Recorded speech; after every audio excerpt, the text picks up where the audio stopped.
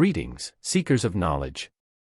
I'm delighted to have you here at Mindful Audiolibrary, where we curate transformative audiobooks to elevate your mind.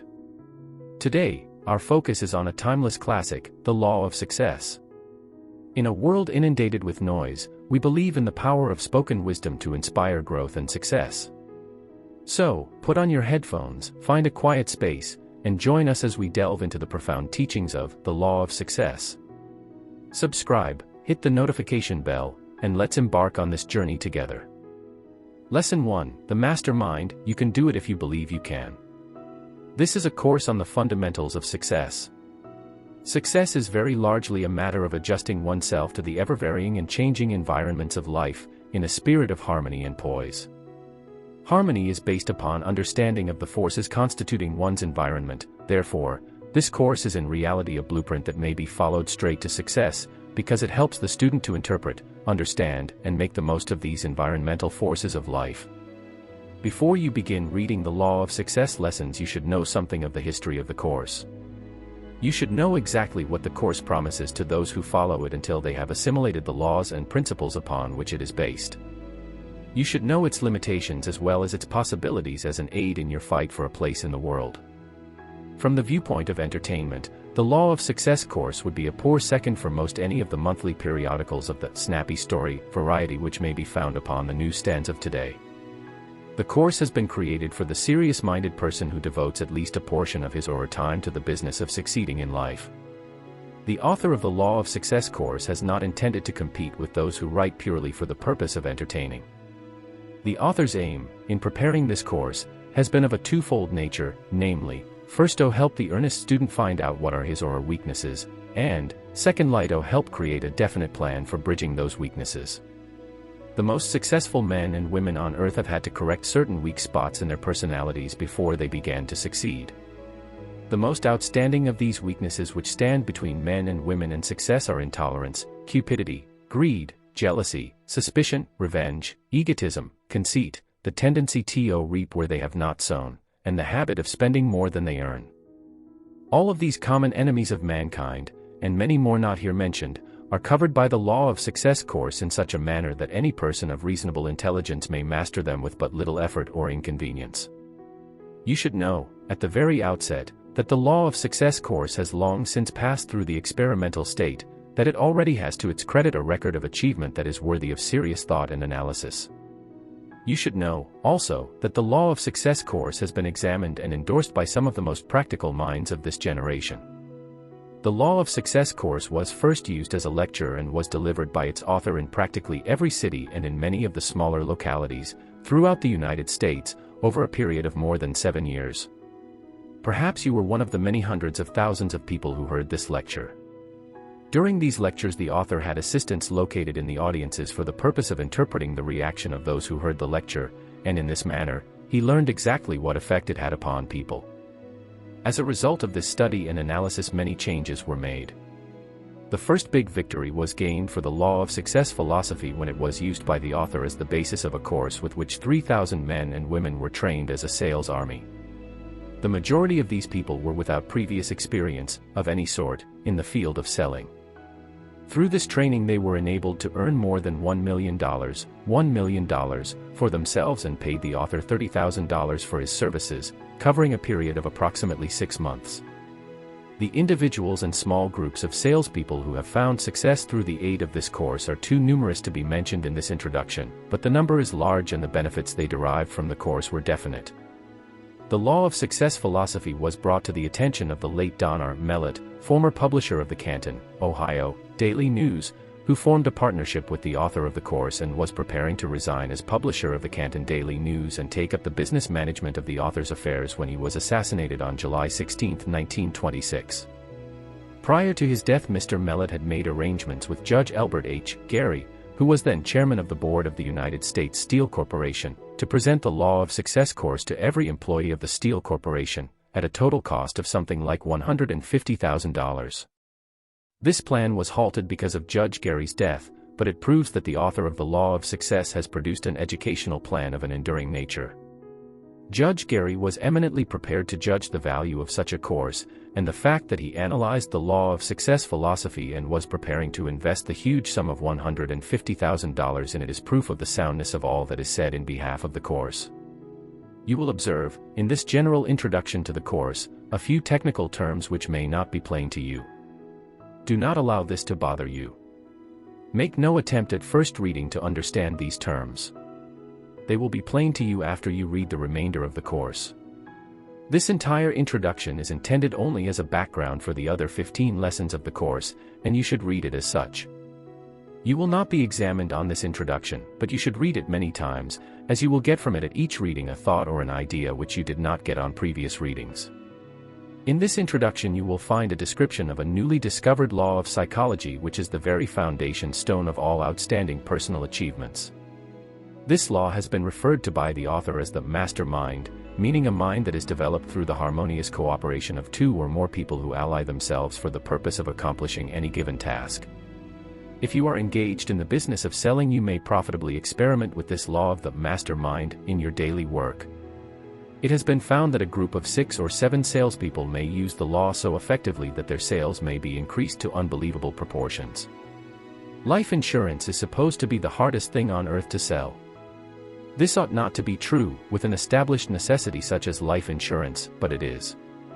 Despite this fact, a small group of men working for the Prudential Life Insurance Company, whose sales are mostly small policies, formed a little friendly group for the purpose of experimenting with the law of the master mind, with the result that every man in the group wrote more insurance during the first 3 months of the experiment than he had ever written in an entire year before. What may be accomplished through the aid of this principle, by any small group of intelligent life insurance salesmen who have learned how to apply the law of the master mind, will stagger the imagination of the most highly optimistic and imaginative person. The same may be said of other groups of salespeople who are engaged in selling merchandise and other more tangible forms of service than life insurance. Bear this in mind as you read this introduction to the Law of Success course, and it is not unreasonable to expect that this introduction, alone, may give you sufficient understanding of the law to change the entire course of your life.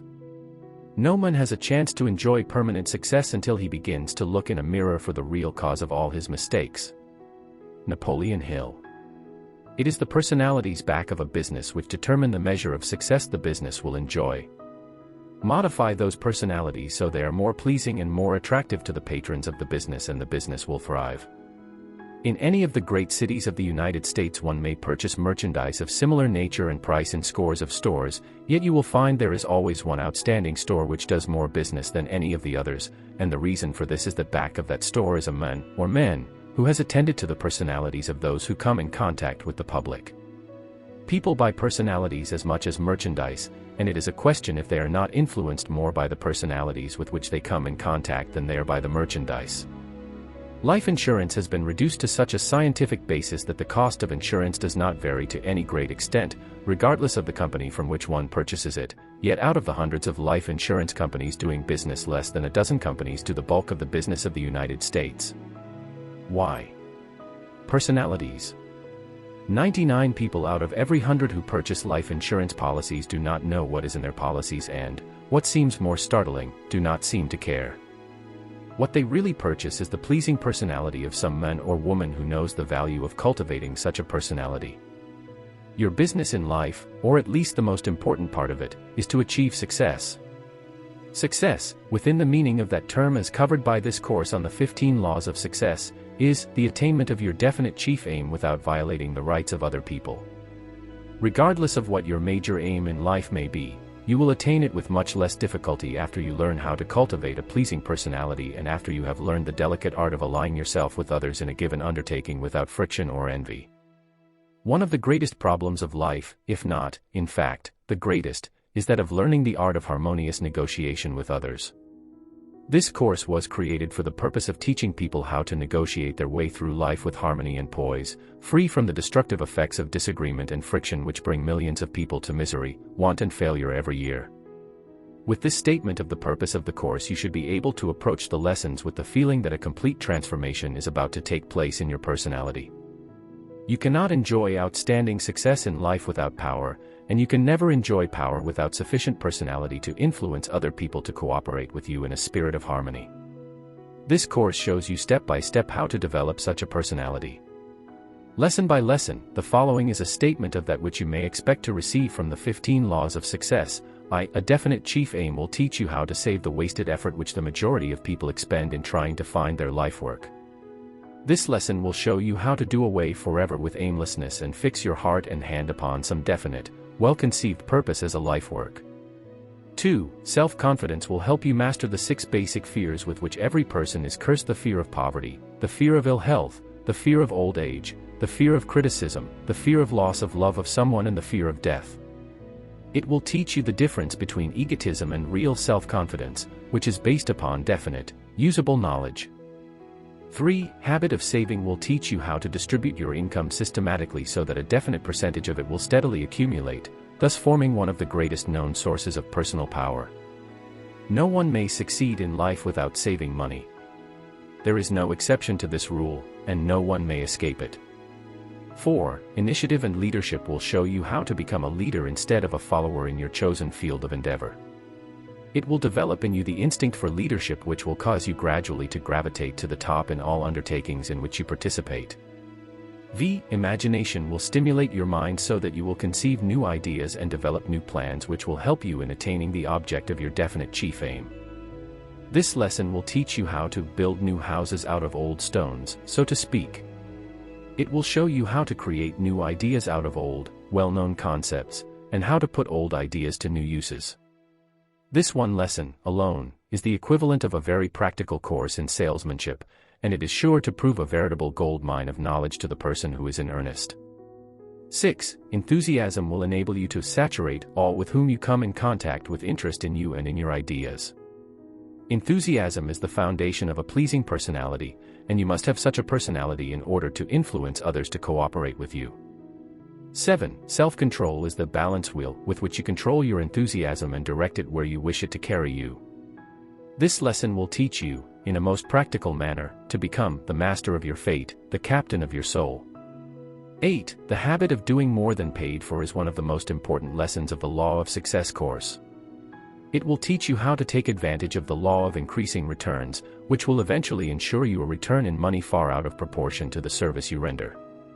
No one may become a real leader in any walk of life without practicing the habit of doing more work and better work than that for which he is paid.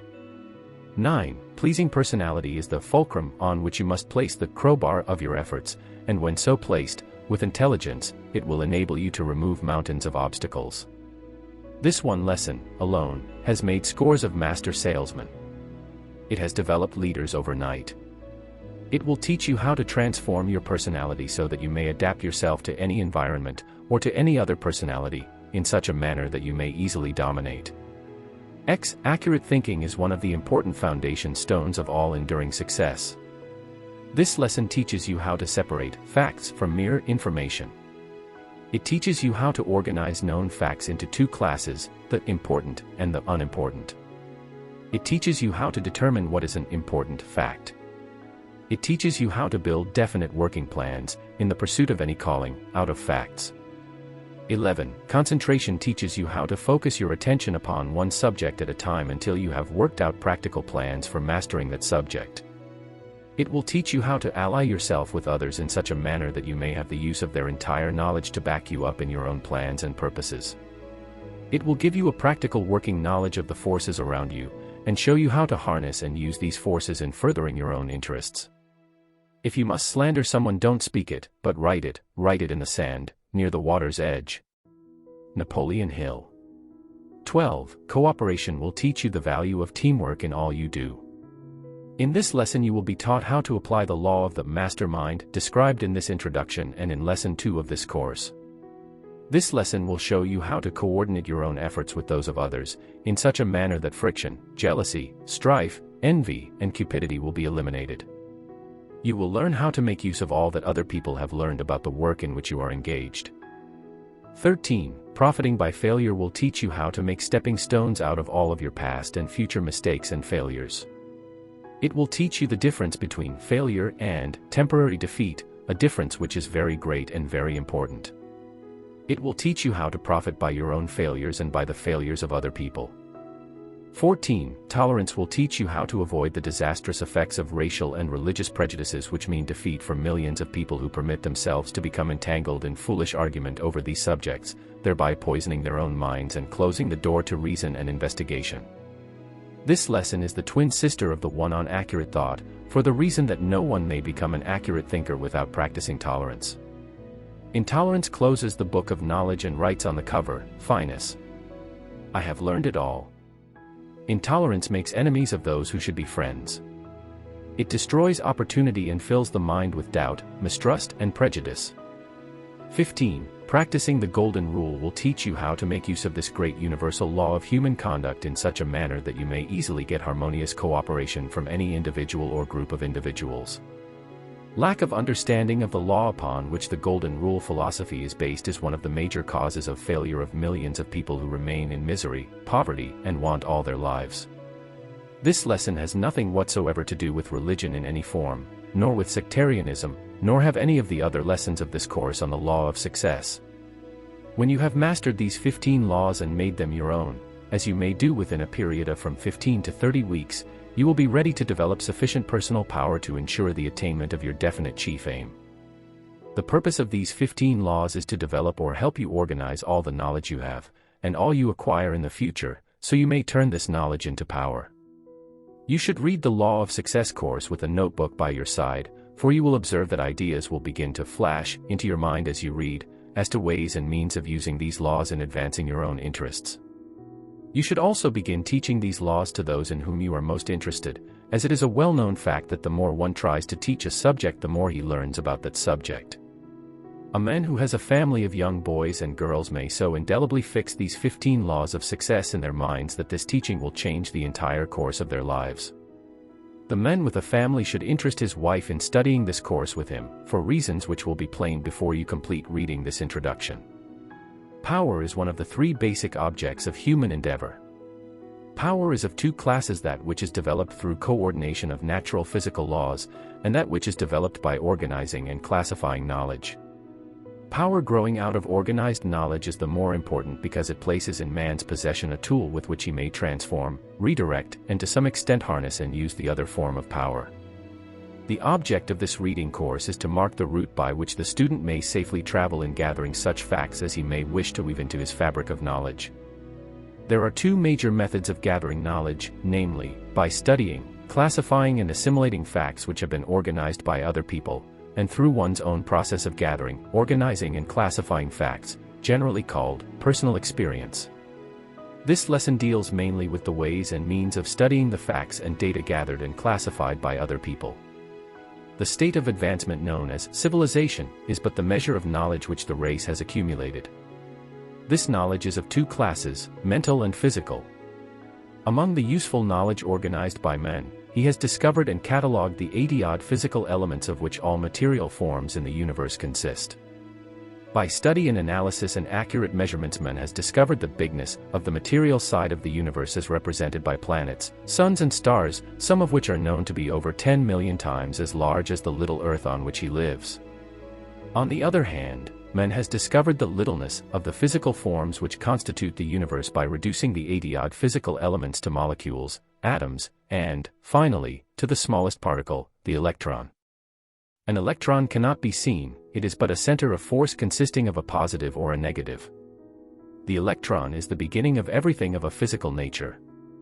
Molecules, atoms, and electrons, to understand both the detail and the perspective of the process through which knowledge is gathered, organized, and classified, it seems essential for the student to begin with the smallest and simplest particles of physical matter, because these are the ABCs with which nature has constructed the entire framework of the physical portion of the universe. The molecule consists of atoms, which are said to be little invisible particles of matter revolving continuously with the speed of lightning, on exactly the same principle that the Earth revolves around the Sun. These little particles of matter known as atoms, which revolve in one continuous circuit, in the molecule, are said to be made up of electrons, the smallest particles of physical matter. As already stated, the electron is nothing but two forms of force. The electron is uniform, of but one class, size, and nature. Thus, in a grain of sand or a drop of water, the entire principle upon which the whole universe operates is duplicated. How marvelous! How stupendous! You may gather some slight idea of the magnitude of it all the next time you eat a meal, by remembering that every article of food you eat, the plate on which you eat it, the tableware and the table itself are, in final analysis, but a collection of electrons. In the world of physical matter, whether one is looking at the largest star that floats through the heavens or the smallest grain of sand to be found on Earth, the object under observation is but an organized collection of molecules, atoms, and electrons revolving around one another at inconceivable speed. Every particle of physical matter is in a continuous state of highly agitated motion. Nothing is ever still, although nearly all physical matter may appear, to the physical eye, to be motionless. There is no solid physical matter. The hardest piece of steel is but an organized mass of revolving molecules, atoms, and electrons. Moreover, the electrons in a piece of steel are of the same nature and move at the same rate of speed as the electrons in gold, silver, brass, or pewter.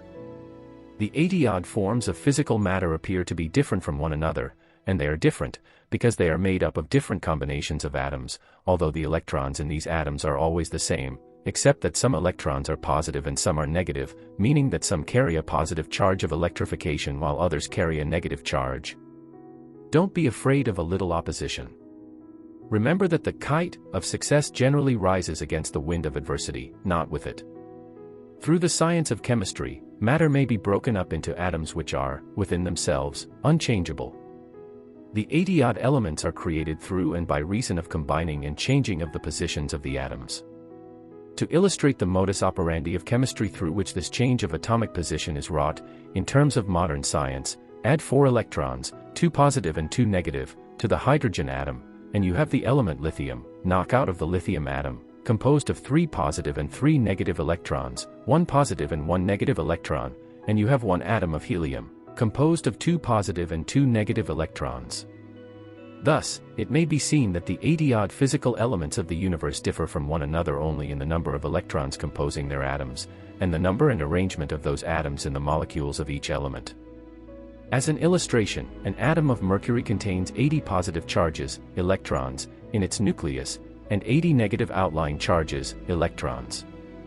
If the chemist were to expel 2 of its positive electrons, it would instantly become the metal known as platinum. If the chemist could then go a step further and take from it a negative, planetary, electron, the mercury atom would then have lost 2 positive electrons and 1 negative, that is, 1 positive charge on the whole, hence it would retain 79 positive charges in the nucleus and 79 outlying negative electrons, thereby becoming gold. The formula through which this electronic change might be produced has been the object of diligent search by the alchemists all down the ages, and by the modern chemists of today. It is a fact known to every chemist that literally tens of thousands of synthetic substances may be composed out of only 4 kinds of atoms, viz., hydrogen, oxygen, nitrogen, and carbon. Differences in the number of electrons in atoms confer upon them qualitative, chemical, differences, though all atoms of any one element are chemically alike. Differences in the number and spatial arrangement of these atoms, in groups of molecules, constitute both physical and chemical differences in substances, i.e., in compounds. Quite different substances are produced by combinations of precisely the same kinds of atoms, but in different proportions. Take from a molecule of certain substances one single atom, and they may be changed from a compound necessary to life and growth into a deadly poison. Phosphorus is an element, and thus contains but one kind of atoms, but some phosphorus is yellow, and some is red, varying with the spatial distribution of the atoms in the molecules composing the phosphorus. It may be stated as a literal truth that the atom is the universal particle with which nature builds all material forms, from a grain of sand to the largest star that floats through space. The atom is nature's building block, out of which she erects an oak tree or a pine, a rock of sandstone or granite, a mouse or an elephant. Some of the ablest thinkers have reasoned that the earth on which we live, and every material particle on the earth, began with 2 atoms which attached themselves to each other, and through hundreds of millions of years of flight through space, kept contacting and accumulating other atoms until, step by step, the earth was formed. This, they point out, would account for the various and differing strata of the earth's substances, such as the coal beds, the iron ore deposits, the gold and silver deposits, the copper deposits, etc. They reason that, as the earth whirled through space, it contacted groups of various kinds of nebulae, or atoms, which it promptly appropriated, through the law of magnetic attraction. There is much to be seen, in the Earth's surface composition, to support this theory, although there may be no positive evidence of its soundness. These facts concerning the smallest analyzable particles of matter have been briefly referred to as a starting point from which we shall undertake to ascertain how to develop and apply the law of power. It has been noticed that all matter is in a constant state of vibration or motion, that the molecule is made up of rapidly moving particles called atoms, which, in turn, are made up of rapidly moving particles called electrons. The vibrating fluid of matter. In every particle of matter there is an invisible fluid or force which causes the atoms to circle around one another at an inconceivable rate of speed. This fluid is a form of energy which has never been analyzed. Thus far it has baffled the entire scientific world. By many scientists it is believed to be the same energy as that which we call electricity. Others prefer to call it vibration. It is believed by some investigators that the rate of speed with which this force, call it whatever you will, moves determines to a large extent the nature of the outward visible appearance of the physical objects of the universe. One rate of vibration of this fluid energy causes what is known as sound. The human ear can detect only the sound which is produced through from 32,000 to 38,000 vibrations per second. As the rate of vibrations per second increases above that which we call sound, they begin to manifest themselves in the form of heat. Heat begins with about 1,500,000 vibrations per second. Still higher up the scale, vibrations begin to register in the form of light. 3 million vibrations per second create violet light. Above this number, vibration sheds ultraviolet rays, which are invisible to the naked eye, and other invisible radiations. And, still higher up the scale, just how high no one at present seems to know, vibrations create the power with which man thinks. It is the belief of the author that the fluid portion of all vibration, out of which grow all known forms of energy, is universal in nature, that the fluid portion of sound is the same as the fluid portion of light, the difference in effect between sound and light being only a difference in rate of vibration, also that the fluid portion of thought is exactly the same as that in sound, heat and light, excepting the number of vibrations per second. Just as there is but one form of physical matter, of which the Earth and all the other planets, suns and stars are composed, the electron, so is there but one form of fluid energy, which causes all matter to remain in a constant state of rapid motion. Air and ether, the vast space between the suns, moons, stars and other planets of the universe, is filled with a form of energy known as ether. It is this author's belief that the fluid energy which keeps all particles of matter in motion is the same as the universal fluid known as ether which fills all the space of the universe. Within a certain distance of the Earth's surface, estimated by some to be about 50 miles, there exists what is called air, which is a gaseous substance composed of oxygen and nitrogen. Air is a conductor of sound vibrations, but a non-conductor of light and the higher vibrations, which are carried by the ether. The ether is a conductor of all vibrations from sound to thought. Air is a localized substance which performs, in the main, the service of feeding all animal and plant life with oxygen and nitrogen, without which neither could exist. Nitrogen is one of the chief necessities of plant life and oxygen one of the mainstays of animal life. Near the top of very high mountains the air becomes very light, because it contains but little nitrogen, which is the reason why plant life cannot exist there. On the other hand, the light air found in high altitudes consists largely of oxygen, which is the chief reason why tubercular patients are sent to high altitudes. Render more service than that for which you are paid, and you will soon be paid for more than you render.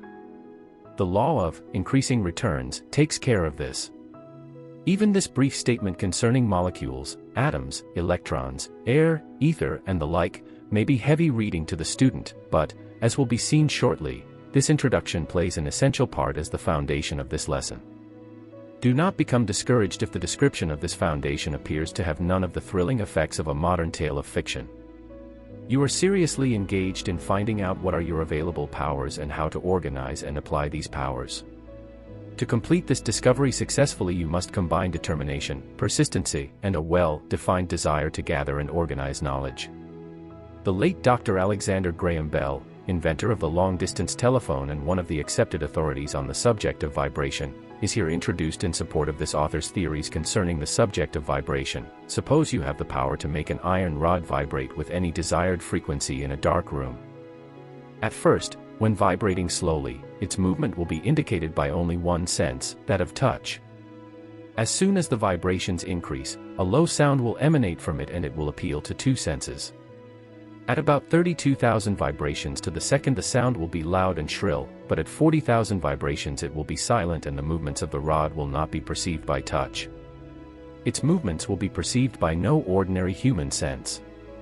From this point up to about 1,500,000 vibrations per second, we have no sense that can appreciate any effect of the intervening vibrations.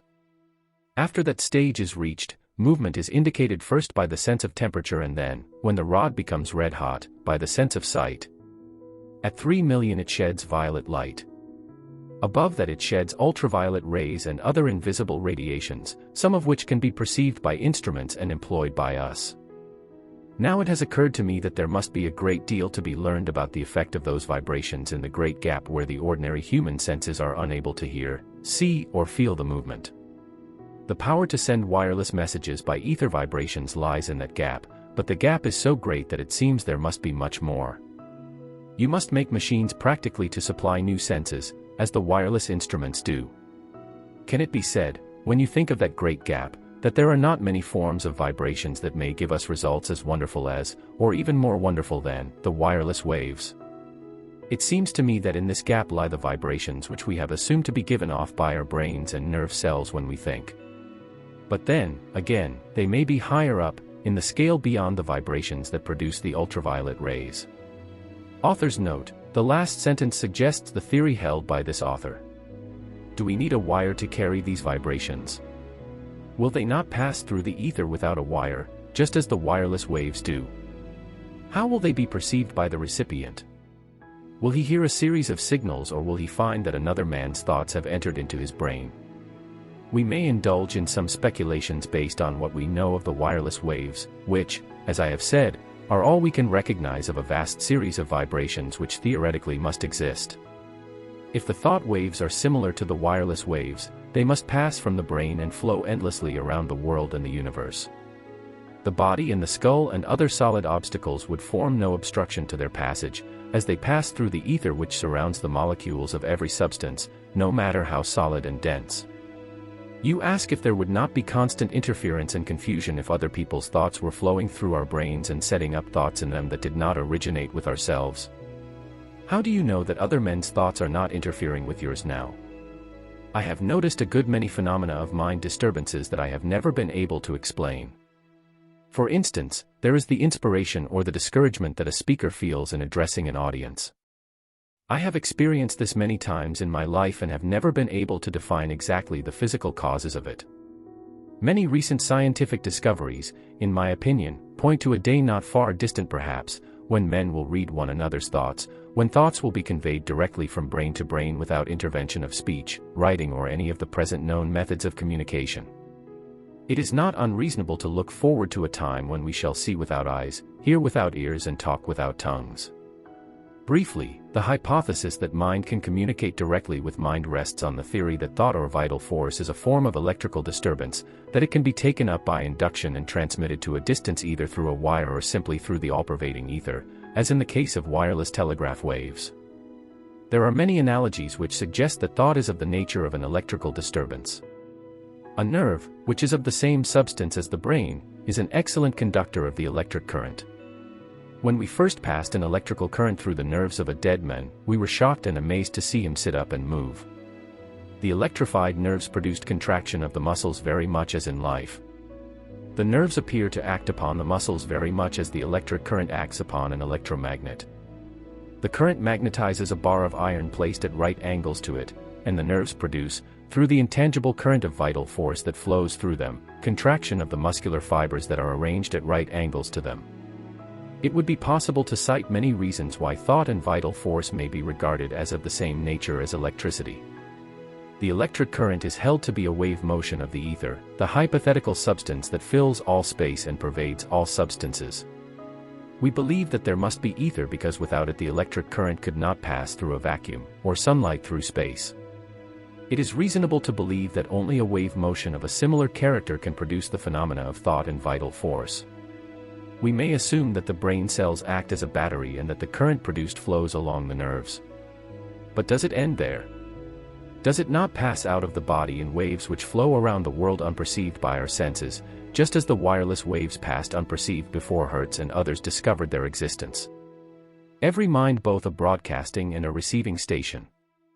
This author has proved, times too numerous to enumerate, to his own satisfaction at least, that every human brain is both a broadcasting and a receiving station for vibrations of thought frequency. If this theory should turn out to be a fact, and methods of reasonable control should be established, imagine the part it would play in the gathering, classifying and organizing of knowledge. The possibility, much less the probability, of such a reality, staggers the mind of men. Thomas Paine was one of the great minds of the American Revolutionary period. To him more, perhaps, than to any other one person, we owe both the beginning and the happy ending of the Revolution, for it was his keen mind that both helped in drawing up the Declaration of Independence and in persuading the signers of that document to translate it into terms of reality. In speaking of the source of his great storehouse of knowledge, Paine thus described it. Any person, who has made observations on the state of progress of the human mind, by observing his own, cannot but have observed that there are two distinct classes of what are called thoughts, those that we produce in ourselves by reflection and the act of thinking, and those that bolt into the mind of their own accord. I have always made it a rule to treat these voluntary visitors with civility, taking care to examine, as well as I was able, if they were worth entertaining, and it is from them I have acquired almost all the knowledge that I have. As to the learning that any person gains from school education, it serves only like a small capital, to put him in the way of beginning learning for himself afterwards. Every person of learning is finally his own teacher, the reason for which is, that principles cannot be impressed upon the memory, their place of mental residence is the understanding, and they are never so lasting as when they begin by conception. Every failure is a blessing in disguise, providing it teaches some needed lesson one could not have learned without it. Most so-called failures are only temporary defeats. In the foregoing words Paine, the great American patriot and philosopher, described an experience which at one time or another is the experience of every person. Who is there so unfortunate as not to have received positive evidence that thoughts and even complete ideas will pop into the mind from outside sources? What means of conveyance is there for such visitors except the ether? Ether fills the boundless space of the universe. It is the medium of conveyance for all known forms of vibration such as sound, light, and heat. Why should it not be, also, the medium of conveyance of the vibration of thought? Every mind, or brain, is directly connected with every other brain by means of the ether. Every thought released by any brain may be instantly picked up and interpreted by all other brains that are en rapport with the sending brain. This author is as sure of this fact as he is that the chemical formula H2O will produce water. Imagine, if you can, what a part this principle plays in every walk of life. Nor is the probability of ether being a conveyor of thought from mind to mind the most astounding of its performances. It is the belief of this author that every thought vibration released by any brain is picked up by the ether and kept in motion in circuitous wavelengths corresponding in length to the intensity of the energy used in their release, that these vibrations remain in motion forever, that they are one of the two sources from which thoughts which pop into one's mind emanate, the other source being direct and immediate contact through the ether with the brain releasing the thought vibration. Thus, it will be seen that if this theory is a fact, the boundless space of the whole universe is now and will continue to become literally a mental library wherein may be found all the thoughts released by mankind. The author is here laying the foundation for one of the most important hypotheses enumerated in the lesson self-confidence, a fact which the student should keep in mind as he approaches that lesson. This is a lesson on organized knowledge. Most of the useful knowledge to which the human race has become heir has been preserved and accurately recorded in nature's Bible. By turning back the pages of this unalterable Bible, man has read the story of the terrific struggle through and out of which the present civilization has grown. The pages of this Bible are made up of the physical elements of which this earth and the other planets consist, and of the ether which fills all space.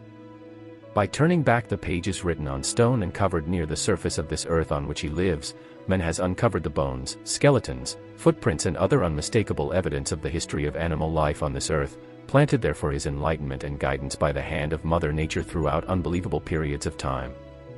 The evidence is plain and unmistakable. The great stone pages of nature's Bible found on this earth and the endless pages of that Bible represented by the ether wherein all past human thought has been recorded, constitute an authentic source of communication between the Creator and man. This Bible was begun before men had reached the thinking stage, indeed, before men had reached the amoeba, one-cell animal, stage of development. This Bible is above and beyond the power of men to alter. Moreover, it tells its story not in the ancient dead languages or hieroglyphics of half-savage races, but in universal language which all who have eyes may read. Nature's Bible, from which we have derived all the knowledge that is worth knowing, is one that no man may alter or in any manner tamper with. The most marvelous discovery yet made by men is that of the recently discovered radio principle, which operates through the aid of ether, an important portion of nature's Bible. Imagine the ether picking up the ordinary vibration of sound and transforming that vibration from audio frequency into radio frequency, carrying it to a properly attuned receiving station and there transforming it back into its original form of audio frequency, all in the flash of a second. It should surprise no one that such a force could gather up the vibration of thought and keep that vibration in motion forever. The established and known fact of instantaneous transmission of sound, through the agency of the ether, by means of the modern radio apparatus, removes the theory of transmission of thought vibration from mind to mind from the possible to the probable. The master mind, we come, now, to the next step in the description of the ways and means by which one may gather, classify and organize useful knowledge, through harmonious alliance of two or more minds, out of which grows a master mind. The term mastermind is abstract and has no counterpart in the field of known facts, except to a small number of people who have made a careful study of the effect of one mind upon other minds. This author has searched in vain through all the textbooks and essays available on the subject of the human mind, but nowhere has been found even the slightest reference to the principle here described as the master mind. The term first came to the attention of the author through an interview with Andrew Carnegie, in the manner described in Lesson 2. Chemistry of the Mind. It is this author's belief that the mind is made up of the same universal fluid energy as that which constitutes the ether which fills the universe. It is a fact as well known to the layman as to the men of scientific investigation, that some minds clash the moment they come in contact with each other, while other minds show a natural affinity for each other. Between the two extremes of natural antagonism and natural affinity growing out of the meeting or contacting of minds there is a wide range of possibility for varying reactions of mind upon mind. Some minds are so naturally adapted to each other that, love at first sight, is the inevitable outcome of the contact. Who has not known of such an experience? In other cases minds are so antagonistic that violent mutual dislike shows itself at first meeting. These results occur without a word being spoken, and without the slightest signs of any of the usual causes for love and hate acting as a stimulus. It is quite probable that the mind is made up of a fluid or substance or energy, call it what you will, similar to, if not in fact the same substance as, the ether. When two minds come close enough to each other to form a contact, the mixing of the units of this mind stuff, let us call it the electrons of the ether, sets up a chemical reaction and starts vibrations which affect the two individuals pleasantly or unpleasantly. The effect of the meeting of two minds is obvious to even the most casual observer. Every effect must have a cause. What could be more reasonable than to suspect that the cause of the change in mental attitude between two minds which have just come in close contact is none other than the disturbance of the electrons or units of each mind in the process of rearranging themselves in the new field created by the contact? To believe in the heroic makes heroes. Disraeli. For the purpose of establishing this lesson upon a sound foundation, we have gone a long way toward success by admitting that the meeting or coming in close contact of two minds sets up in each of those minds a certain noticeable effect or state of mind quite different from the one existing immediately prior to the contact. While it is desirable, it is not essential to know what is the cause of this reaction of mind upon mind. That the reaction takes place, in every instance, is a known fact which gives us a starting point from which we may show what is meant by the term mastermind. A mastermind may be created through the bringing together or blending, in a spirit of perfect harmony, of two or more minds. Out of this harmonious blending, the chemistry of the mind creates a third mind which may be appropriated and used by one or all of the individual minds. This mastermind will remain available as long as the friendly, harmonious alliance between the individual minds exists. It will disintegrate and all evidence of its former existence will disappear the moment the friendly alliance is broken. This principle of mind chemistry is the basis and cause for practically all the so-called soulmate and eternal triangle cases, so many of which unfortunately find their way into the divorce courts and meet with popular ridicule from ignorant and uneducated people who manufacture vulgarity and scandal out of one of the greatest of nature's laws. The entire civilized world knows that the first 2 or 3 years of association after marriage are often marked by much disagreement, of a more or less petty nature. These are the years of adjustment.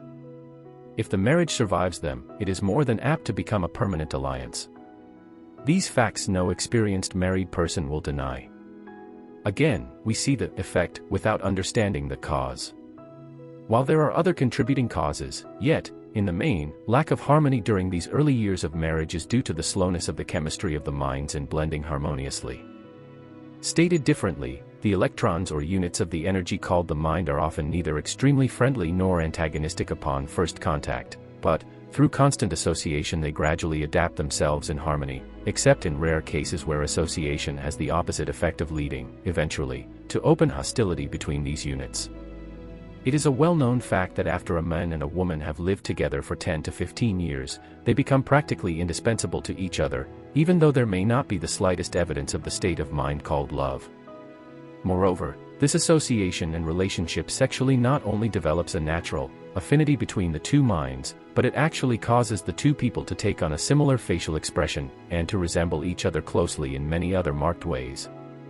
Any competent analyst of human nature can easily go into a crowd of strange people, and pick out the wife after having been introduced to her husband.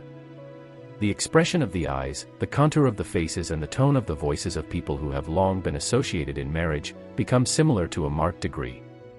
So marked is the effect of the chemistry of the human mind that any experienced public speaker may quickly interpret the manner in which his statements are accepted by his audience. Antagonism in the mind of but one person in an audience of 1,000 may be readily detected by the speaker who has learned how to feel and register the effects of antagonism. Moreover, the public speaker can make these interpretations without observing or in any manner being influenced by the expression on the faces of those in his audience. On account of this fact, an audience may cause a speaker to rise to great heights of oratory, or heckle him into failure, without making a sound or denoting a single expression of satisfaction or dissatisfaction through the features of the face. All master salesmen know the moment the psychological time for closing has arrived, not by what the prospective buyer says, but from the effect of the chemistry of his mind as interpreted or felt by the salesman. Words often belie the intentions of those speaking them, but a correct interpretation of the chemistry of the mind leaves no loophole for such a possibility. Every able salesman knows that the majority of buyers have the habit of affecting a negative attitude almost to the very climax of a sale. Every able lawyer has developed a sixth sense whereby he is enabled to feel his way through the most artfully selected words of the clever witness who is lying, and correctly interpret that which is in the witness's mind, through the chemistry of the mind.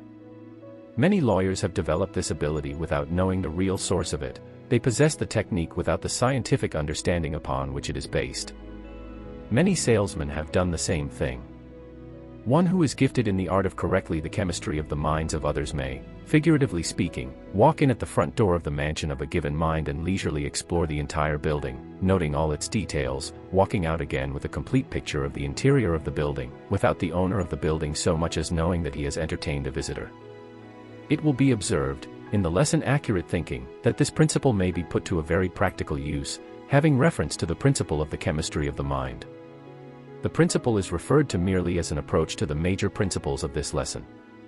Enough has already been stated to introduce the principle of mind chemistry, and to prove, with the aid of the student's own everyday experiences and casual observations, that the moment two minds come within close range of each other a noticeable mental change takes place in both, sometimes registering in the nature of antagonism and at other times registering in the nature of friendliness. Every mind has what might be termed an electric field. The nature of this field varies, depending upon the mood of the individual mind back of it, and upon the nature of the chemistry of the mind creating the field.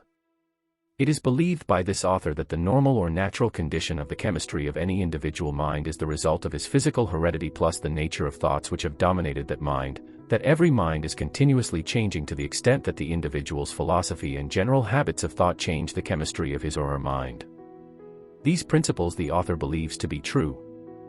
that any individual may voluntarily change the chemistry of his or her mind so that it will either attract or repel all with whom it comes in contact is a known fact.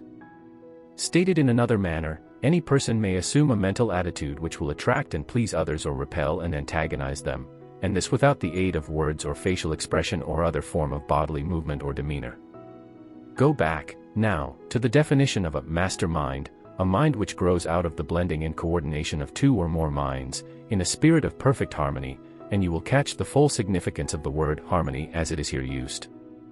Two minds will not blend, nor can they be coordinated unless the element of perfect harmony is present, wherein lies the secret of success or failure of practically all business and social partnerships.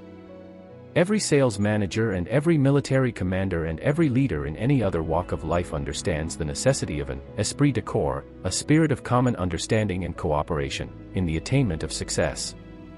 This mass spirit of harmony of purpose is obtained through discipline, voluntary or forced, of such a nature that the individual minds become blended into a master mind, by which is meant that the chemistry of the individual minds is modified in such a manner that these minds blend and function as one. The methods through which this blending process takes place are as numerous as the individuals engaged in the various forms of leadership. Every leader has his or her own method of coordinating the minds of the followers. One will use force. Another uses persuasion. One will play upon the fear of penalties while another plays upon rewards, in order to reduce the individual minds of a given group of people to where they may be blended into a mass mind.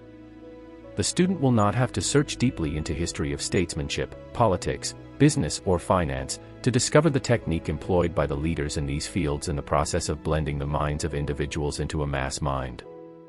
If you do not believe in cooperation, look what happens to a wagon that loses a wheel. The really great leaders of the world, however, have been provided by nature with a combination of mind chemistry favorable as a nucleus of attraction for other minds. Napoleon was a notable example of a man possessing the magnetic type of mind which had a very decided tendency to attract all minds with which it came in contact. Soldiers followed Napoleon to certain death without flinching, because of the impelling or attracting nature of his personality, and that personality was nothing more nor less than the chemistry of his mind. No group of minds can be blended into a master mind if one of the individuals of that group possesses one of these extremely negative, repellent minds. The negative and positive minds will not blend in the sense here described as a master mind. Lack of knowledge of this fact has brought many an otherwise able leader to defeat. Any able leader who understands this principle of mind chemistry may temporarily blend the minds of practically any group of people, so that it will represent a mass mind, but the composition will disintegrate almost the very moment the leader's presence is removed from the group. The most successful life insurance sales organizations and other sales forces meet once a week, or more often, for the purpose of what? For the purpose of merging the individual minds into a master mind which will, for a limited number of days, serve as a stimulus to the individual minds. It may be, and generally is, true that the leaders of these groups do not understand what actually takes place in these meetings, which are usually called pep meetings. The routine of such meetings is usually given over to talks by the leader and other members of the group, and occasionally from someone outside of the group. Meanwhile, the minds of the individuals are contacting and recharging one another. The brain of a human being may be compared to an electric battery in that it will become exhausted or run down, causing the owner of it to feel despondent, discouraged and lacking in pep. Who is so fortunate as never to have had such a feeling? The human brain, when in this depleted condition, must be recharged, and the manner in which this is done is through contact with a more vital mind or minds. The great leaders understand the necessity of this recharging process, and, moreover, they understand how to accomplish this result. This knowledge is the main feature which distinguishes a leader from a follower. Fortunate is the person who understands this principle sufficiently well to keep his or her brain vitalized or recharged by periodically contacting it with a more vital mind. Sexual contact is one of the most effective of the stimuli through which a mind may be recharged, providing the contact is intelligently made, between man and woman who have genuine affection for each other. Any other sort of sexual relationship is a devitalizer of the mind. Any competent practitioner of psychotherapeutics can recharge a brain within a few minutes. Before passing away from the brief reference made to sexual contact as a means of revitalizing a depleted mind, it seems appropriate to call attention to the fact that all of the great leaders, in whatever walks of life they have arisen, have been and are people of highly sexed natures. The word sex is not an indecent word. You'll find it in all the dictionaries.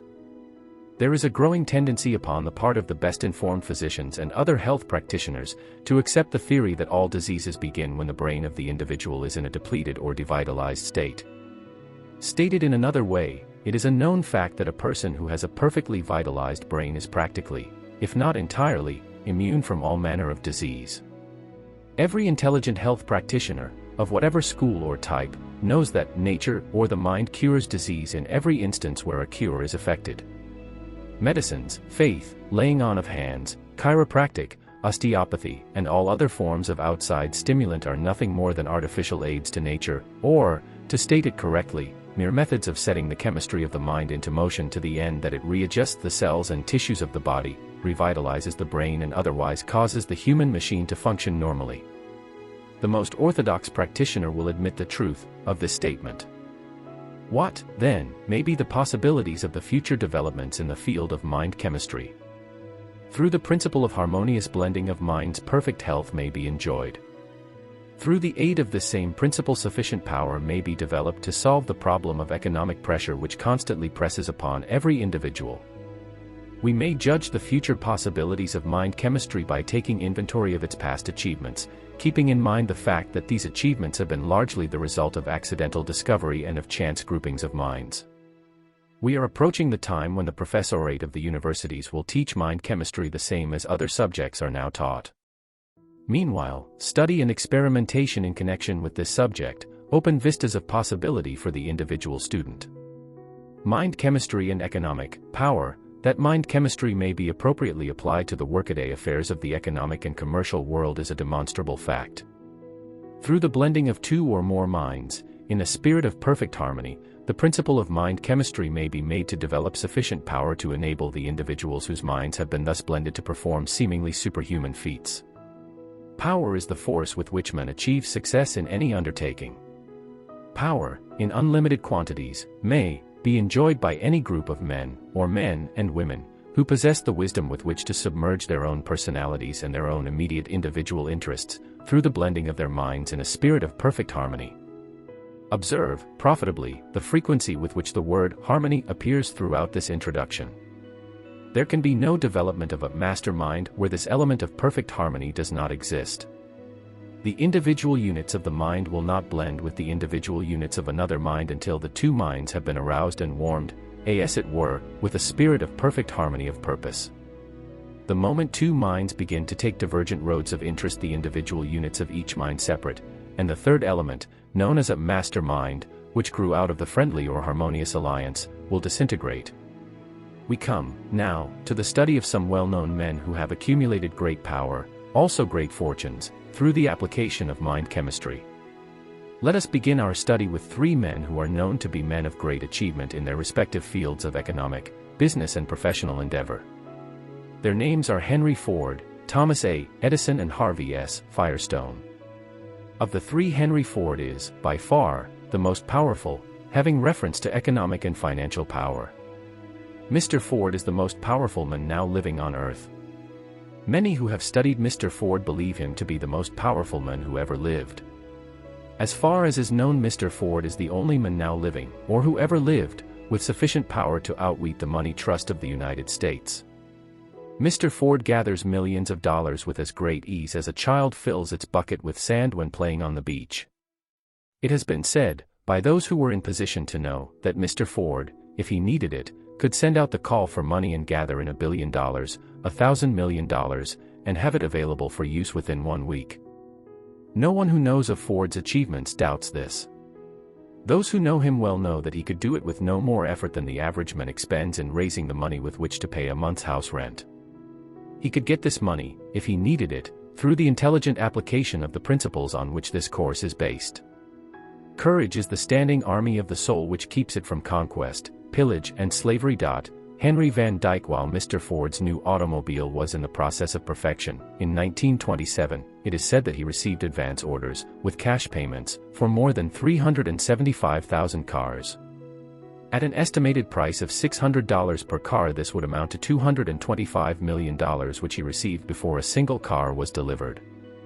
such as the power of confidence in Ford's ability.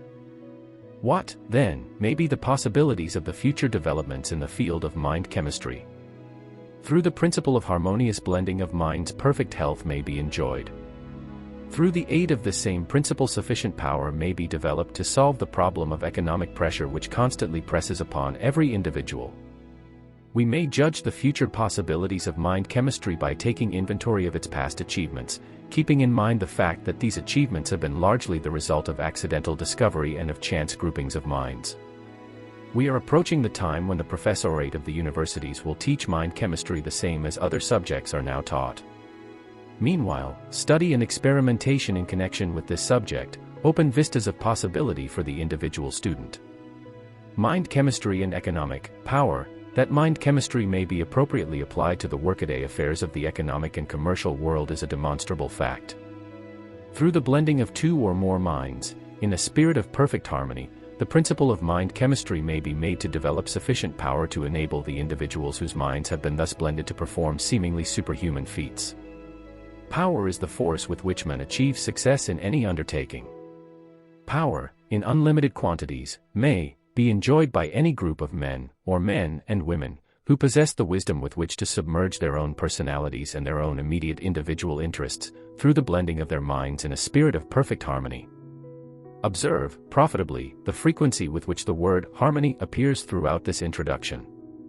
There can be no development of a mastermind where this element of perfect harmony does not exist. The individual units of the mind will not blend with the individual units of another mind until the two minds have been aroused and warmed, as it were, with a spirit of perfect harmony of purpose. The moment two minds begin to take divergent roads of interest, the individual units of each mind separate, and the third element, known as a master mind, which grew out of the friendly or harmonious alliance, will disintegrate. We come, now, to the study of some well-known men who have accumulated great power, also great fortunes, through the application of mind chemistry. Let us begin our study with three men who are known to be men of great achievement in their respective fields of economic, business and professional endeavor. Their names are Henry Ford, Thomas A. Edison and Harvey S. Firestone. Of the three, Henry Ford is, by far, the most powerful, having reference to economic and financial power. Mr. Ford is the most powerful man now living on Earth. Many who have studied Mr. Ford believe him to be the most powerful man who ever lived. As far as is known, Mr. Ford is the only man now living, or who ever lived, with sufficient power to outweigh the money trust of the United States. Mr. Ford gathers millions of dollars with as great ease as a child fills its bucket with sand when playing on the beach. It has been said, by those who were in position to know, that Mr. Ford, if he needed it, could send out the call for money and gather in $1 billion, $1,000 million, and have it available for use within 1 week. No one who knows of Ford's achievements doubts this. Those who know him well know that he could do it with no more effort than the average man expends in raising the money with which to pay a month's house rent. He could get this money, if he needed it, through the intelligent application of the principles on which this course is based. Courage is the standing army of the soul which keeps it from conquest, pillage and slavery. Henry Van Dyke. While Mr. Ford's new automobile was in the process of perfection, in 1927, it is said that he received advance orders, with cash payments, for more than 375,000 cars. At an estimated price of $600 per car, this would amount to $225 million, which he received before a single car was delivered.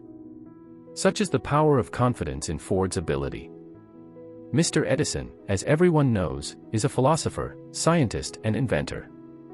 He is, perhaps, the keenest Bible student on earth, a student of nature's Bible, however, and not of the myriads of man-made Bibles. Mr. Edison has such a keen insight into Mother Nature's Bible that he has harnessed and combined, for the good of mankind, more of nature's laws than any other person now living or who ever lived. It was he who brought together the point of a needle and a piece of revolving wax, in such a way that the vibration of the human voice may be recorded and reproduced through the modern talking machine. And it may be Edison who will eventually enable men to pick up and correctly interpret the vibrations of thought which are now recorded in the boundless universe of ether, just as he has enabled men to record and reproduce the spoken word. It was Edison who first harnessed the lightning and made it serve as a light for man's use, through the aid of the incandescent electric light bulb. It was Edison who gave the world the modern moving picture. These are but a few of his outstanding achievements.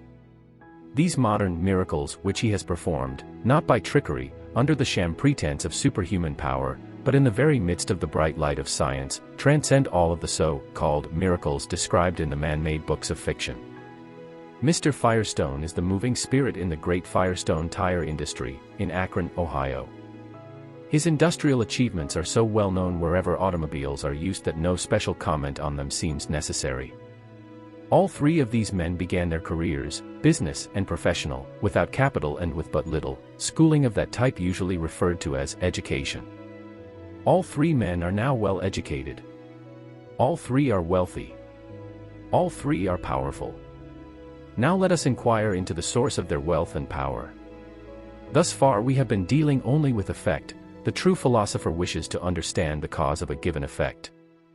It is a matter of general knowledge that Mr. Ford, Mr. Edison, and Mr. Firestone are close personal friends, and have been so for many years, that in former years they were in the habit of going away to the woods once a year for a period of rest, meditation, and recuperation. But it is not generally known. It is a grave doubt if these three men themselves know it that there exists between the three men a bond of harmony which has caused their minds to become blended into a master mind which is the real source of the power of each. This mass mind, growing out of the coordination of the individual minds of Ford, Edison, and Firestone, has enabled these men to tune in on forces and sources of knowledge with which most men are to no extent familiar. If the student doubts either the principle or the effects here described, let him remember that more than half the theory here set forth is a known fact. For example, it is known that these three men have great power. It is known that they are wealthy. It is known that they began without capital and with but little schooling.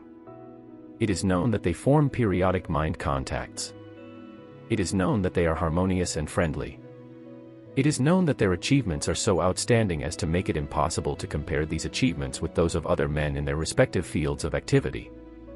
All these effects are known to practically every schoolboy in the civilized world, therefore there can be no dispute as far as effects are concerned.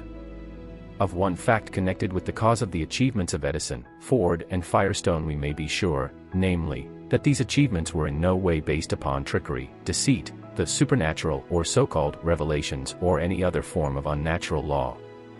These men do not possess a stock of legerdemain. They work with natural laws, laws which, for the most part, are well known to all economists and leaders in the field of science, with the possible exception of the law upon which chemistry of the mind is based. As yet chemistry of the mind is not sufficiently developed to be classed, by scientific men, in their catalogue of known laws. A mastermind may be created by any group of people who will coordinate their minds, in a spirit of perfect harmony. The group may consist of any number from 2 upward. Best results appear available from the blending of 6 or 7 minds. It has been suggested that Jesus Christ discovered how to make use of the principle of mind chemistry, and that his seemingly miraculous performances grew out of the power he developed through the blending of the minds of his 12 disciples. It has been pointed out that when one of the disciples, Judas Iscariot, broke faith, the master mind immediately disintegrated, and Jesus met with the supreme catastrophe of his life.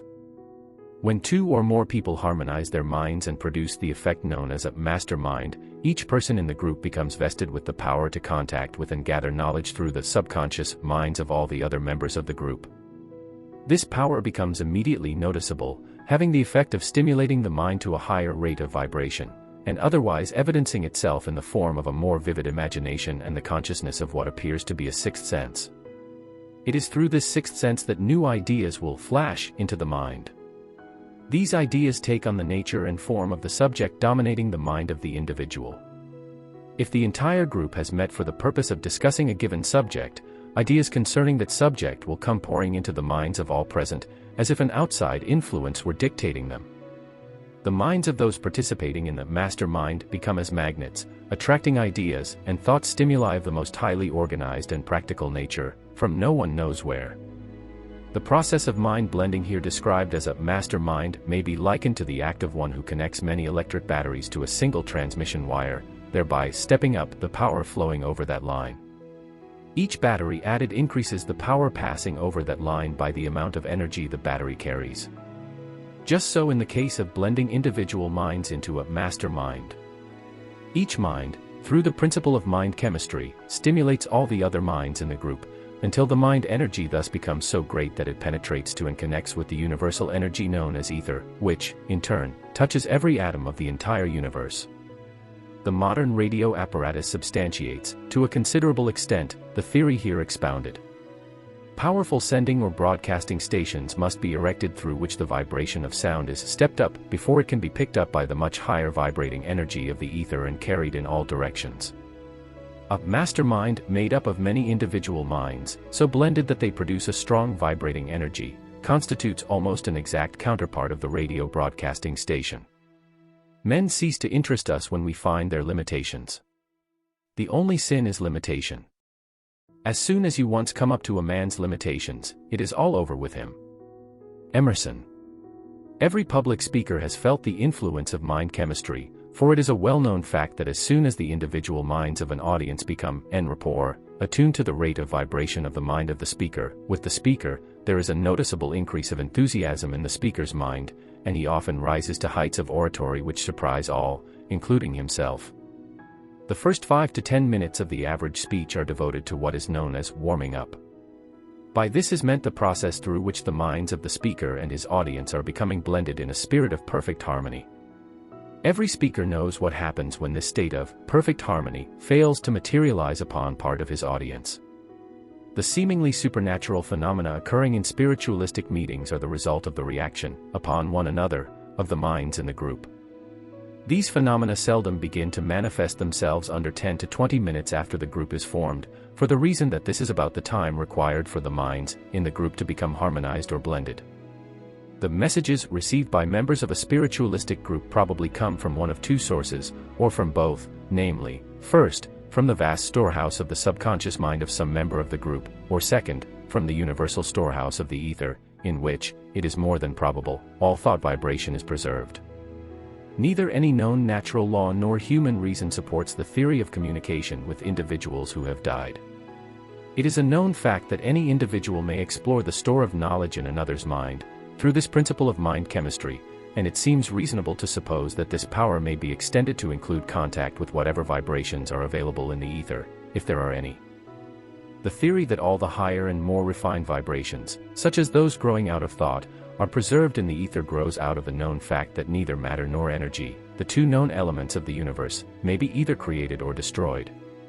It is reasonable to suppose that all vibrations which have been stepped up sufficiently to be picked up and absorbed in the ether, will go on forever. The lower vibrations, which do not blend with or otherwise contact the ether, probably live a natural life and die out. All the so-called geniuses probably gained their reputations because, by mere chance or otherwise, they formed alliances with other minds which enabled them to step up their own mind vibrations to where they were enabled to contact the vast temple of knowledge recorded and filed in the ether of the universe. All of the great geniuses, as far as this author has been enabled to gather the facts, were highly sexed people. The fact that sexual contact is the greatest known mind stimulant lends color to the theory herein described. Inquiring further into the source of economic power, as manifested by the achievements of men in the field of business, let us study the case of the Chicago group known as the Big Six, consisting of William Wrigley, Jr., who owns the chewing gum business bearing his name, and whose individual income is said to be more than $15 million a year, John R. Thompson, who operates the chain of lunchrooms bearing his name, Mr. Lasker, who owns the Lord and Thomas Advertising Agency, Mr. McCullough, who owns the Parmalee Express Company, the largest transfer business in America, and Mr. Ritchie and Mr. Hertz, who own the yellow taxicab business. A reliable financial reporting company has estimated the yearly income of these six men at upwards of $25 million, or an average of more than $4 million a year per man.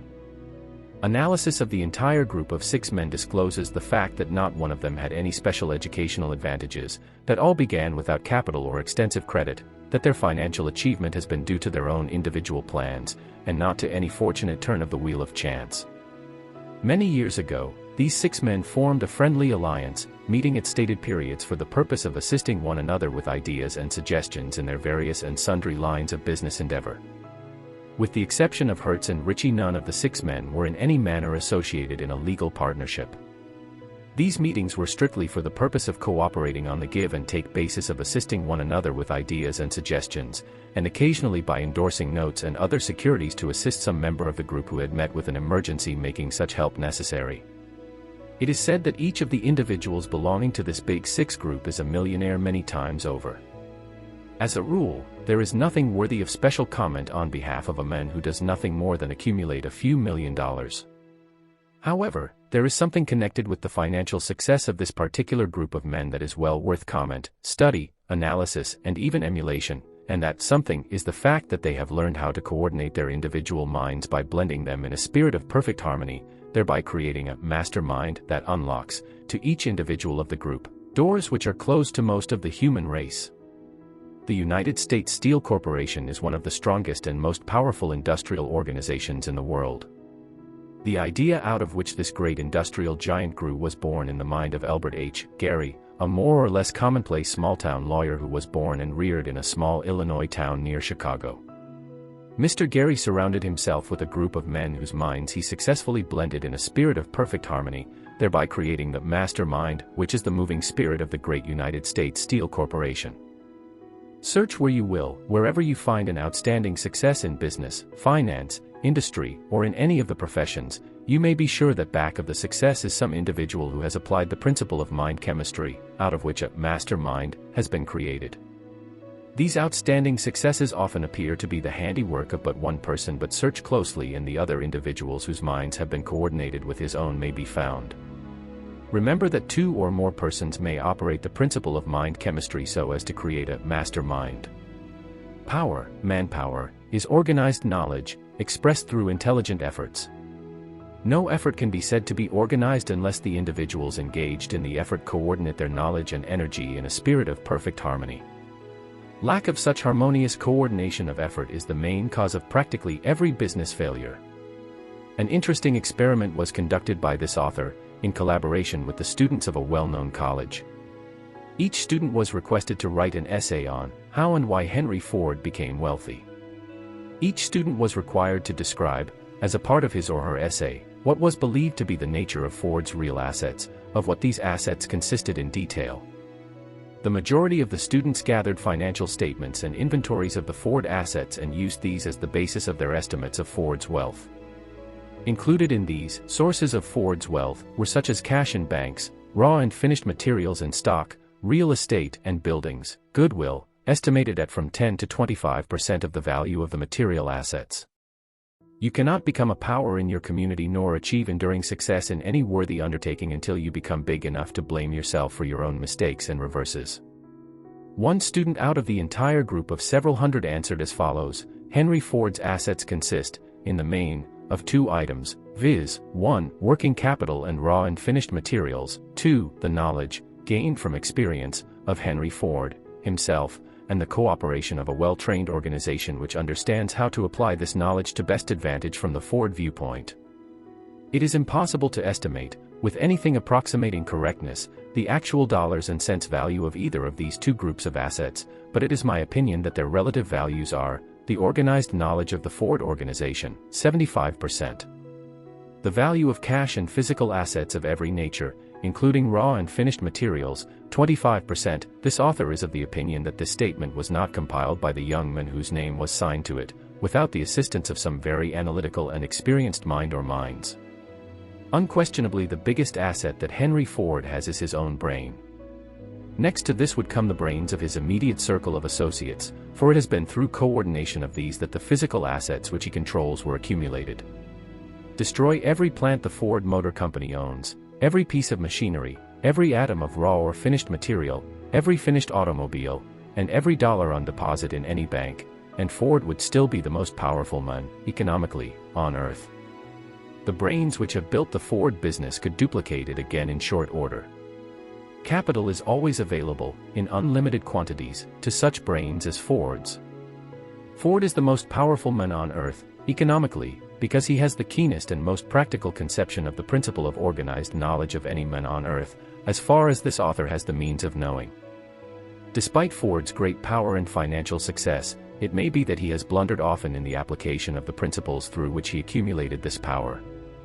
There is but little doubt that Ford's methods of mind coordination have often been crude. They must needs have been in the earlier days of this experience, before he gained the wisdom of application that would naturally go with maturity of years. Neither can there be much doubt that Ford's application of the principle of mind chemistry was, at least at the start, the result of a chance alliance with other minds, particularly the mind of Edison. It is more than probable that Mr. Ford's remarkable insight into the laws of nature was first begun as the result of his friendly alliance with his own wife long before he ever met either Mr. Edison or Mr. Firestone. Many a man who never knows the real source of his success is made by his wife, through application of the mastermind principle. Mrs. Ford is a most remarkably intelligent woman, and this author has reason to believe that it was her mind, blended with Mr. Ford's, which gave him his first real start toward power.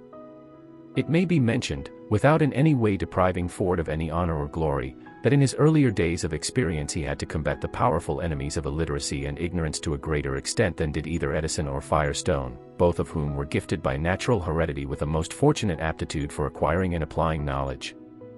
Ford had to hew this talent out of the rough, raw timbers of his hereditary estate. Within an inconceivably short period of time, Ford has mastered three of the most stubborn enemies of mankind and transformed them into assets constituting the very foundation of his success. These enemies are ignorance, illiteracy, and poverty. Any man who can stay the hand of these three savage forces, much less harness and use them to good account, is well worth close study by the less fortunate individuals. This is an age of industrial power in which we are living. The source of all this power is organized effort. Not only has the management of industrial enterprises efficiently organized individual workers, but, in many instances, mergers of industry have been effected in such a manner and to the end that these combinations, as in the case of the United States Steel Corporation, for example, have accumulated practically unlimited power. One may hardly glance at the news of a day's events without seeing a report of some business, industrial or financial merger, bringing under one management enormous resources and thus creating great power. One day it is a group of banks, another day it is a chain of railroads, the next day it is a combination of steel plants, all merging for the purpose of developing power through highly organized and coordinated effort. Knowledge, general in nature and unorganized, is not power, it is only potential power, the material out of which real power may be developed. Any modern library contains an unorganized record of all the knowledge of value to which the present stage of civilization is heir, but this knowledge is not power because it is not organized. Every form of energy and every species of animal or plant life, to survive, must be organized. The oversized animals whose bones have filled nature's boneyard through extinction have left mute but certain evidence that non-organization means annihilation.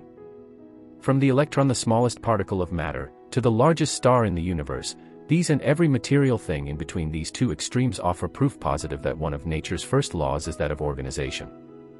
Fortunate is the individual who recognizes the importance of this law and makes it his business to familiarize himself with the various ways in which the law may be applied to advantage. The astute businessman has not only recognized the importance of the law of organized effort, but he has made this law the warp and the woof of his power. Without any knowledge whatsoever of the principle of mind chemistry, or that such a principle exists, many men have accumulated great power by merely organizing the knowledge they possessed. The majority of all who have discovered the principle of mind chemistry and developed that principle into a mastermind have stumbled upon this knowledge by the merest of accident, often failing to recognize the real nature of their discovery or to understand the source of their power. This author is of the opinion that all living persons who at the present time are consciously making use of the principle of mind chemistry in developing power through the blending of minds, may be counted on the fingers of the two hands, with, perhaps, several fingers left to spare. If this estimate is even approximately true, the student will readily see that there is but slight danger of the field of mind chemistry practice becoming overcrowded. It is a well-known fact that one of the most difficult tasks that any businessman must perform is that of inducing those who are associated with him to coordinate their efforts in a spirit of harmony. To induce continuous cooperation between a group of workers, in any undertaking, is next to impossible. Only the most efficient leaders can accomplish this highly desired object, but once in a great while such a leader will rise above the horizon in the field of industry, business, or finance, and then the world hears of a Henry Ford, Thomas A. Edison, John D. Rockefeller, Sr., E. H. Harriman or James J. Hill. Power and success are practically synonymous terms. One grows out of the other. Therefore, any person who has the knowledge and the ability to develop power, through the principle of harmonious coordination of effort between individual minds, or in any other manner, may be successful in any reasonable undertaking that is possible of successful termination. Never, in the history of the world, has there been such abundant opportunity as there is now for the person who is willing to serve before trying to collect. It must not be assumed that a mastermind will immediately spring, mushroom fashion, out of every group of minds which make pretense of coordination in a spirit of harmony. Harmony, in the real sense of meaning of the word, is as rare among groups of people as is genuine Christianity among those who proclaim themselves Christians. Harmony is the nucleus around which the state of mind known as mastermind must be developed. Without this element of harmony there can be no mastermind, a truth which cannot be repeated too often. Woodrow Wilson had in mind the development of a mastermind to be composed of groups of minds representing the civilized nations of the world in his proposal for establishing the League of Nations. Wilson's conception was the most far-reaching humanitarian idea ever created in the mind of men, because it dealt with a principle which embraces sufficient power to establish a real brotherhood of men on earth. The League of Nations, or some similar blending of international minds, in a spirit of harmony, is sure to become a reality. The time when such unity of minds will take place will be measured largely by the time required for the great universities and sectarian institutions of learning to supplant ignorance and superstition with understanding and wisdom. This time is rapidly approaching. The psychology of the revival meeting, the old religious orgy known as the revival, offers a favorable opportunity to study the principle of mind chemistry known as mastermind. It will be observed that music plays no small part in bringing about the harmony essential to the blending of a group of minds in a revival meeting. Without music the revival meeting would be a tame affair. During revival services the leader of the meeting has no difficulty in creating harmony in the minds of his devotees, but it is a well-known fact that this state of harmony lasts no longer than the presence of the leader, after which the mastermind he has temporarily created disintegrates. By arousing the emotional nature of his followers, the revivalist has no difficulty, under the proper stage setting and with the embellishment of the right sort of music, in creating a mastermind which becomes noticeable to all who come in contact with it. The very air becomes charged with a positive, pleasing influence which changes the entire chemistry of all minds present. The revivalist calls this energy the Spirit of the Lord. This author, through experiments conducted with a group of scientific investigators and laymen, who were unaware of the nature of the experiment, has created the same state of mind and the same positive atmosphere without calling it the Spirit of the Lord. On many occasions this author has witnessed the creation of the same positive atmosphere in a group of men and women engaged in the business of salesmanship, without calling it the Spirit of the Lord.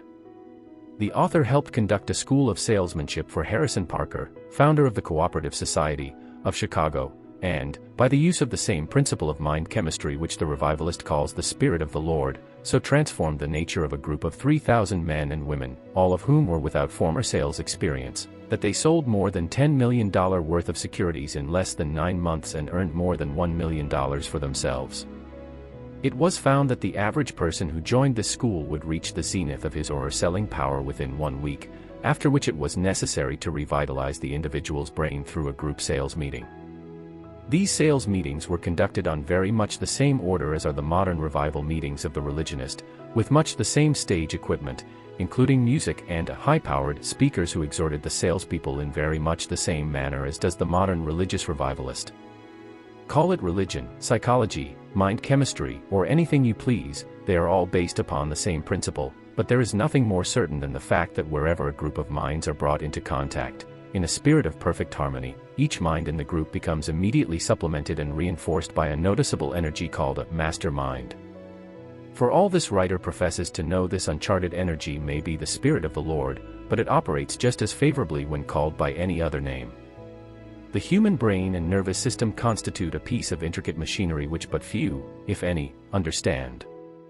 When controlled and properly directed, this piece of machinery can be made to perform wonders of achievement, and if not controlled it will perform wonders fantastic and phantom-like in nature, as may be seen by examining the inmates of any insane asylum.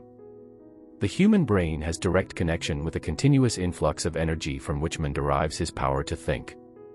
The brain receives this energy, mixes it with the energy created by the food taken into the body, and distributes it to every portion of the body, through the aid of the blood and the nervous system. It thus becomes what we call life. From what source this outside energy comes no one seems to know, all we know about it is that we must have it or die. It seems reasonable to suppose that this energy is none other than that which we call ether, and that it flows into the body along with the oxygen from the air, as we breathe.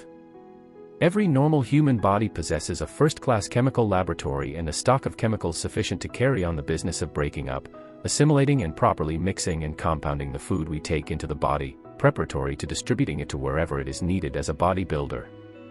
Ample tests have been made, both with man and beast, to prove that the energy known as the mind plays an important part in this chemical operation of compounding and transforming food into the required substances to build and keep the body in repair.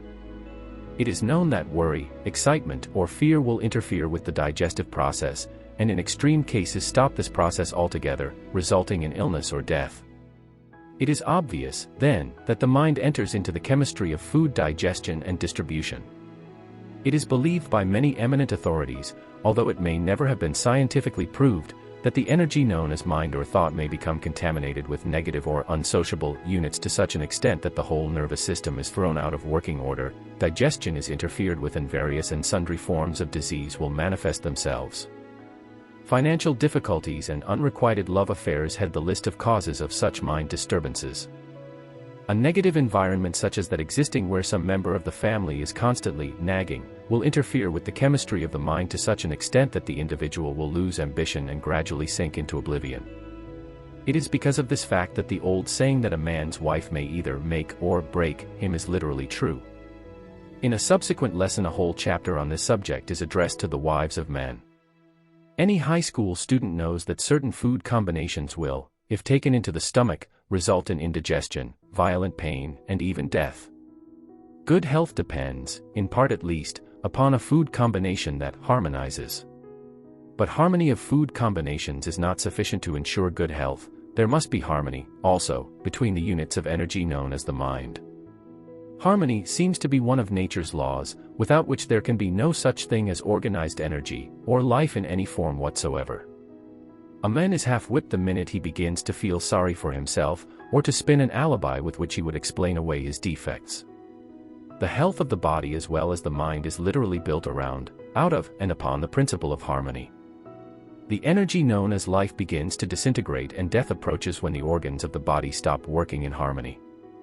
The moment harmony ceases at the source of any form of organized energy, power, the units of that energy are thrown into a chaotic state of disorder and the power is rendered neutral or passive. Harmony is also the nucleus around which the principle of mind chemistry known as a master mind develops power. Destroy this harmony and you destroy the power growing out of the coordinated effort of a group of individual minds. This truth has been stated, restated and presented in every manner which the author could conceive, with unending repetition, for the reason that unless the student grasps this principle and learns to apply it, this lesson is useless. Success in life, no matter what one may call success, is very largely a matter of adaptation to environment in such a manner that there is harmony between the individual and his environment. The palace of a king becomes as a hovel of a peasant if harmony does not abound within its walls. Conversely stated, the hut of a peasant may be made to yield more happiness than that of the mansion of the rich man, if harmony obtains in the former and not in the latter. Without perfect harmony, the science of astronomy would be as useless as the bones of a saint, because the stars and planets would clash with one another, and all would be in a state of chaos and disorder. Without the law of harmony, an acorn might grow into a heterogeneous tree consisting of the wood of the oak, poplar, maple, and whatnot. Without the law of harmony, the blood might deposit the food which grows fingernails on the scalp where hair is supposed to grow, and thus create a horny growth which might easily be mistaken, by the superstitious, to signify man's relationship to a certain imaginary gentleman with horns, often referred to by the more primitive type. Without the law of harmony there can be no organization of knowledge, for what, may one ask, is organized knowledge except the harmony of facts and truths and natural laws? The moment discord begins to creep in at the front door, harmony edges out at the back door, so to speak, whether the application is made to a business partnership or the orderly movement of the planets of the heavens. If the student gathers the impression that the author is laying undue stress upon the importance of harmony, let it be remembered that lack of harmony is the first, and often the last and only, cause of failure. There can be no poetry nor music nor oratory worthy of notice without the presence of harmony. Good architecture is largely a matter of harmony. Without harmony, a house is nothing but a mass of building material, more or less a monstrosity. Sound business management plants the very sinews of its existence in harmony. Every well-dressed man or woman is a living picture and a moving example of harmony. With all these workaday illustrations of the important part which harmony plays in the affairs of the world, nay, in the operation of the entire universe, how could any intelligent person leave harmony out of his definite aim in life? As well have no definite aim as to omit harmony as the chief stone of its foundation. The human body is a complex organization of organs, glands, blood vessels, nerves, brain cells, muscles, etc. The mind energy which stimulates to action and coordinates the efforts of the component parts of the body is also a plurality of ever-varying and changing energies. From birth until death there is continuous struggle, often assuming the nature of open combat, between the forces of the mind. For example, the lifelong struggle between the motivating forces and desires of the human mind, which takes place between the impulses of right and wrong, is well known to everyone. Every human being possesses at least 2 distinct mind powers or personalities, and as many as 6 distinct personalities have been discovered in one person. One of man's most delicate tasks is that of harmonizing these mind forces so that they may be organized and directed toward the orderly attainment of a given objective. Without this element of harmony, no individual can become an accurate thinker. It is no wonder that leaders in business and industrial enterprises, as well as those in politics and other fields of endeavor, find it so difficult to organize groups of people so they will function in the attainment of a given objective, without friction. Each individual human being possesses forces, within himself, which are hard to harmonize, even when he is placed in the environment most favorable to harmony. If the chemistry of the individual's mind is such that the units of his mind cannot be easily harmonized, think how much more difficult it must be to harmonize a group of minds so they will function as one, in an orderly manner, through what is known as a mastermind. The leader who successfully develops and directs the energies of a mastermind must possess tact, patience, persistence, self-confidence, intimate knowledge of mind chemistry and the ability to adapt himself, in a state of perfect poise and harmony, to quickly changing circumstances, without showing the least sign of annoyance. How many are there who can measure up to this requirement? The successful leader must possess the ability to change the color of his mind, chameleon-like, to fit every circumstance that arises in connection with the object of his leadership. Moreover, he must possess the ability to change from one mood to another without showing the slightest signs of anger or lack of self-control. The successful leader must understand the 15 laws of success and be able to put into practice any combination of these 15 laws whenever occasion demands. Without this ability no leader can be powerful, and without power no leader can long endure. The meaning of education. There has long been a general misconception of the meaning of the word educate. The dictionaries have not aided in the elimination of this misunderstanding, because they have defined the word educate as an act of imparting knowledge. The word educate has its roots in the Latin word educo, which means to develop from within, to educe, to draw out, to grow through the law of use. Nature hates idleness in all its forms. She gives continuous life only to those elements which are in use. Tie up an arm, or any other portion of the body, taking it out of use, and the idle part will soon atrophy and become lifeless. Reverse the order. Give an arm more than normal use, such as that engaged in by the blacksmith who wields a heavy hammer all day long, and that arm, developed from within, grows strong. Power grows out of organized knowledge, but mind you, it grows out of it through application and use.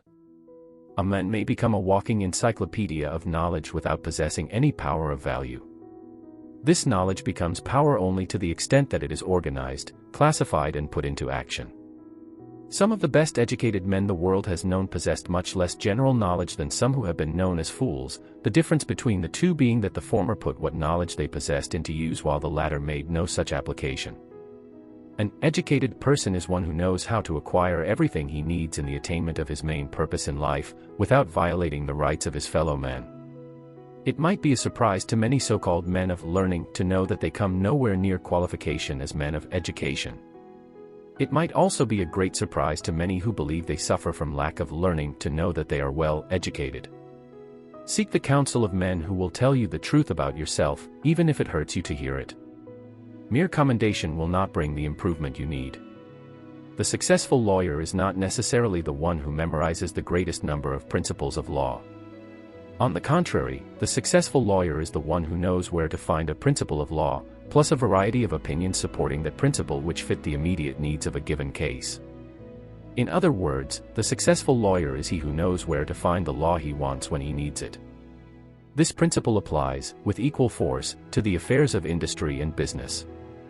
Henry Ford had but little elementary schooling, yet he is one of the best educated men in the world because he has acquired the ability so to combine natural and economic laws, to say nothing of the minds of men, that he has the power to get anything of a material nature he wants. Some years ago, during the World War, Mr. Ford brought suit against the Chicago Tribune, charging that newspaper with libelous publication of statements concerning him, one of which was the statement that Ford was an ignoramus, an ignorant pacifist, etc. When the suit came up for trial, the attorneys for the Tribune undertook to prove, by Ford himself, that their statement was true, that he was ignorant, and with this object in view they catechized and cross-examined him on all manner of subjects. One question they asked was, how many soldiers did the British send over to subdue the rebellion in the colonies in 1776? With a dry grin on his face, Ford nonchalantly replied, I do not know just how many, but I have heard that it was a lot more than ever went back. Loud laughter from court, jury, courtroom spectators, and even from the frustrated lawyer who had asked the question. This line of interrogation was continued for an hour or more, Ford keeping perfectly calm the meanwhile. Finally, however, he had permitted the smart aleck lawyers to play with him until he was tired of it, and in reply to a question which was particularly obnoxious and insulting, Ford straightened himself up, pointed his finger at the questioning lawyer and replied, if I should really wish to answer the foolish question you have just asked, or any of the others you have been asking, let me remind you that I have a row of electric push buttons hanging over my desk, and by placing my finger on the right button I could call in men who could give me the correct answer to all the questions you have asked and to many that you have not the intelligence either to ask or answer. Now, will you kindly tell me why I should bother about filling my mind with a lot of useless details in order to answer every full question that anyone may ask, when I have able men all about me who can supply me with all the facts I want when I call for them? This answer is quoted from memory, but it substantially relates Ford's answer. There was silence in the courtroom. The questioning attorney's jaw dropped down, his eyes opened widely, the judge leaned forward from the bench and gazed in Mr. Ford's direction. Many of the jury awoke and looked around as if they had heard an explosion, which they actually had. A prominent clergyman who was present in the courtroom at the time said, later, that the scene reminded him of that which must have existed when Jesus Christ was on trial before Pontius Pilate, just after he had given his famous reply to Pilate's question, "What is truth?" In the vernacular of the day, Ford's reply knocked the questioner cold. Up to the time of that reply the lawyer had been enjoying considerable fun at what he believed to be Ford's expense, by adroitly displaying the lawyer's, sample case of general knowledge and comparing it with what he inferred to be Ford's ignorance as to many events and subjects. But that answer spoiled the lawyer's fun. It also proved once more, to all who had the intelligence to accept the proof, that true education means mind development, not merely the gathering and classifying of knowledge. Ford could not, in all probability, have named the capitals of all the states of the United States, but he could have and in fact had gathered the capital with which to turn many wheels within every state in the Union. Education, let us not forget this, consists of the power with which to get everything one needs when he needs it, without violating the rights of his fellow men. Ford comes well within that definition, and for the reason which the author has here tried to make plain, by relating the foregoing incident connected with the simple Ford philosophy. There are many men of learning who could easily entangle Ford, theoretically, with a maze of questions none of which he, personally, could answer. But Ford could turn right around and wage a battle in industry, or finance that would exterminate those same men, with all of their knowledge and all of their wisdom. Ford could not go into his chemical laboratory and separate water into its component atoms of hydrogen and oxygen and then recombine these atoms in their former order, but he knows how to surround himself with chemists who can do this for him if he wants it done. The man who can intelligently use the knowledge possessed by another is as much or more a man of education as the person who merely has the knowledge but does not know what to do with it. The president of a well-known college inherited a large tract of very poor land. This land had no timber of commercial value, no minerals or other valuable appurtenances, therefore it was nothing but a source of expense to him, for he had to pay taxes on it. The state built a highway through the land. An uneducated man who was driving his automobile over this road observed that this poor land was on top of a mountain which commanded a wonderful view for many miles in all directions. He, the ignorant one, also observed that the land was covered with a growth of small pines and other saplings. He bought 50 acres of the land for $10 an acre. Near the public highway he built a unique log house to which he attached a large dining room. Near the house he put in a gasoline filling station. He built a dozen single-room log houses along the road. These he rented out to tourists at $3 a night each. The dining room, gasoline filling station and log houses brought him a net income of $15,000 the first year. The next year he extended his plan by adding 50 more log houses, of 3 rooms each, which he now rents out as summer country homes to people in a nearby city, at a rental of $150 each for the season.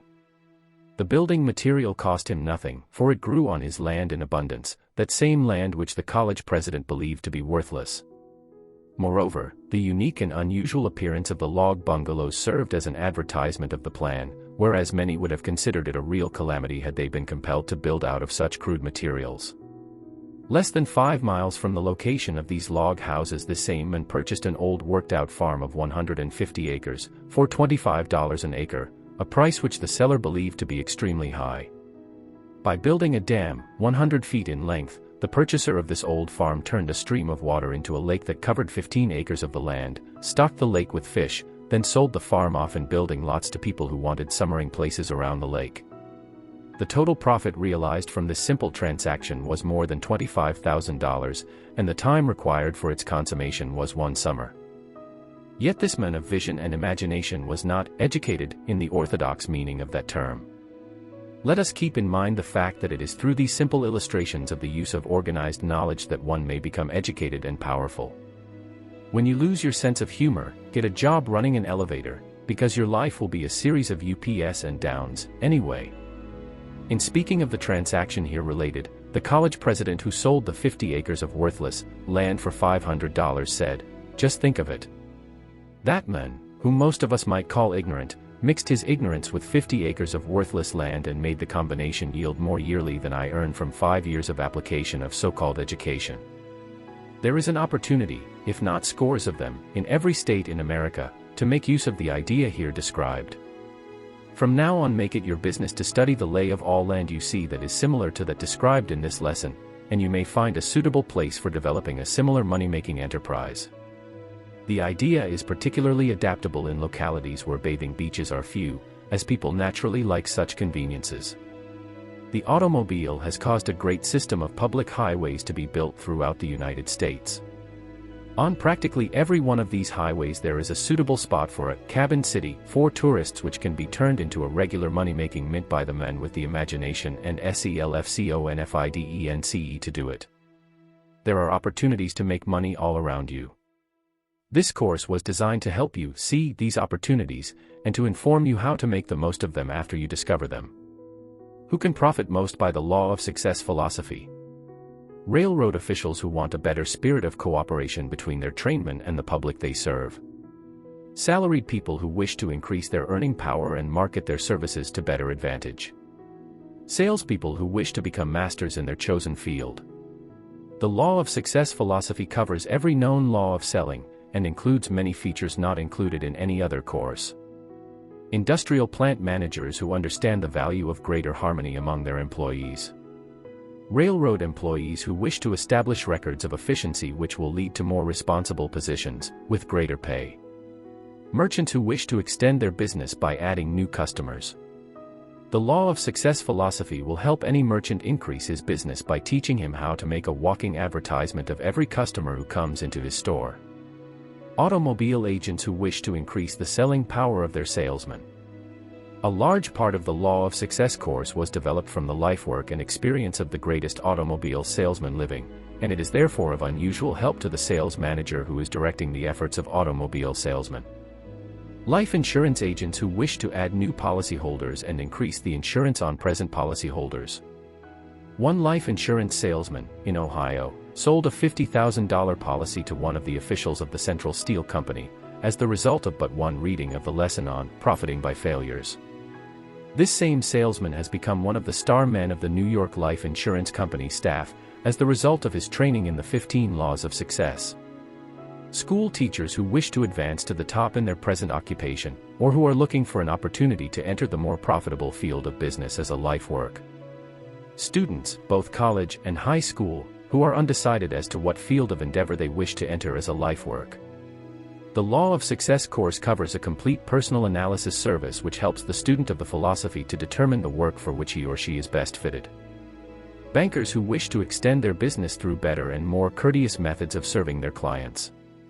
Bank clerks who are ambitious to prepare themselves for executive positions in the field of banking, or in some commercial or industrial field. Physicians and dentists who wish to extend their practice without violating the ethics of their profession by direct advertising. A prominent physician has said that the Law of Success course is worth $1,000 to any professional man or woman whose professional ethics prevent direct advertising. Promoters who wish to develop new and heretofore unworked combinations in business or industry. The principle described in this introductory lesson is said to have made a small fortune for a man who used it as the basis of a real estate promotion. Real estate men who wish new methods for promoting sales. This introductory lesson contains a description of an entirely new real estate promotion plan which is sure to make fortunes for many who will put it to use. This plan may be put into operation in practically every state. Moreover, it may be employed by men who never promoted an enterprise. Farmers who wish to discover new methods of marketing their products so as to give them greater net returns, and those who own land suitable for subdivision promotion under the plan referred to at the end of this introductory lesson. Thousands of farmers have gold mines in the land they own which is not suitable for cultivation, which could be used for recreation and resort purposes, on a highly profitable basis. Stenographers and bookkeepers who are looking for a practical plan to promote themselves into higher and better paying positions. The Law of Success course is said to be the best course ever written on the subject of marketing personal services. Printers who want a larger volume of business and more efficient production as the result of better cooperation among their own employees. Day laborers who have the ambition to advance into more responsible positions, in work that has greater responsibilities and consequently offers more pay. Lawyers who wish to extend their clientele through dignified, ethical methods which will bring them to the attention, in a favorable way, of a greater number of people who need legal services. Business executives who wish to expand their present business, or who wish to handle their present volume with less expense, as the result of greater cooperation between their employees. Laundry owners who wish to extend their business by teaching their drivers how to serve more courteously and efficiently. Life insurance general agents who wish bigger and more efficient sales organizations. Chain store managers who want a greater volume of business as the result of more efficient individual sales efforts. Married people who are unhappy, and therefore unsuccessful, because of lack of harmony and cooperation in the home. To all described in the foregoing classification, the Law of Success philosophy offers both definite and speedy aid. An aim in life is the only fortune worth finding, and it is not to be found in foreign lands, but in the heart itself. Robert Louis Stevenson. Summary of introductory lesson. The purpose of this summary is to aid the student in mastering the central idea around which the lesson has been developed. This idea is represented by the term mastermind, which has been described in great detail throughout the lesson. All new ideas, and especially those of an abstract nature, find lodgment in the human mind only after much repetition, a well-known truth which accounts for the restatement, in this summary, of the principle known as the mastermind. A mastermind may be developed by a friendly alliance, in a spirit of harmony of purpose, between two or more minds. This is an appropriate place at which to explain that out of every alliance of minds, whether in a spirit of harmony or not, there is developed another mind which affects all participating in the alliance. No two or more minds ever met without creating, out of the contact, another mind, but not always is this invisible creation a mastermind. There may be, and altogether too often there is, developed out of the meeting of two or more minds a negative power which is just the opposite to a mastermind. There are certain minds which, as has already been stated throughout this lesson, cannot be made to blend in a spirit of harmony. This principle has its comparable analogy in chemistry, reference to which may enable the student to grasp more clearly the principle here referred to. For example, the chemical formula H2O, meaning the combining of two atoms of hydrogen with one atom of oxygen, changes these two elements into water. One atom of hydrogen and one atom of oxygen will not produce water. Moreover, they cannot be made to associate themselves in harmony. There are many known elements which, when combined, are immediately transformed from harmless into deadly poisonous substances. Stated differently, many well-known poisonous elements are neutralized and rendered harmless when combined with certain other elements. Just as the combining of certain elements changes their entire nature, the combining of certain minds changes the nature of those minds, producing either a certain degree of what has been called a master mind, or its opposite, which is highly destructive. Any man who has found his mother-in-law to be incompatible has experienced the negative application of the principle known as a master mind.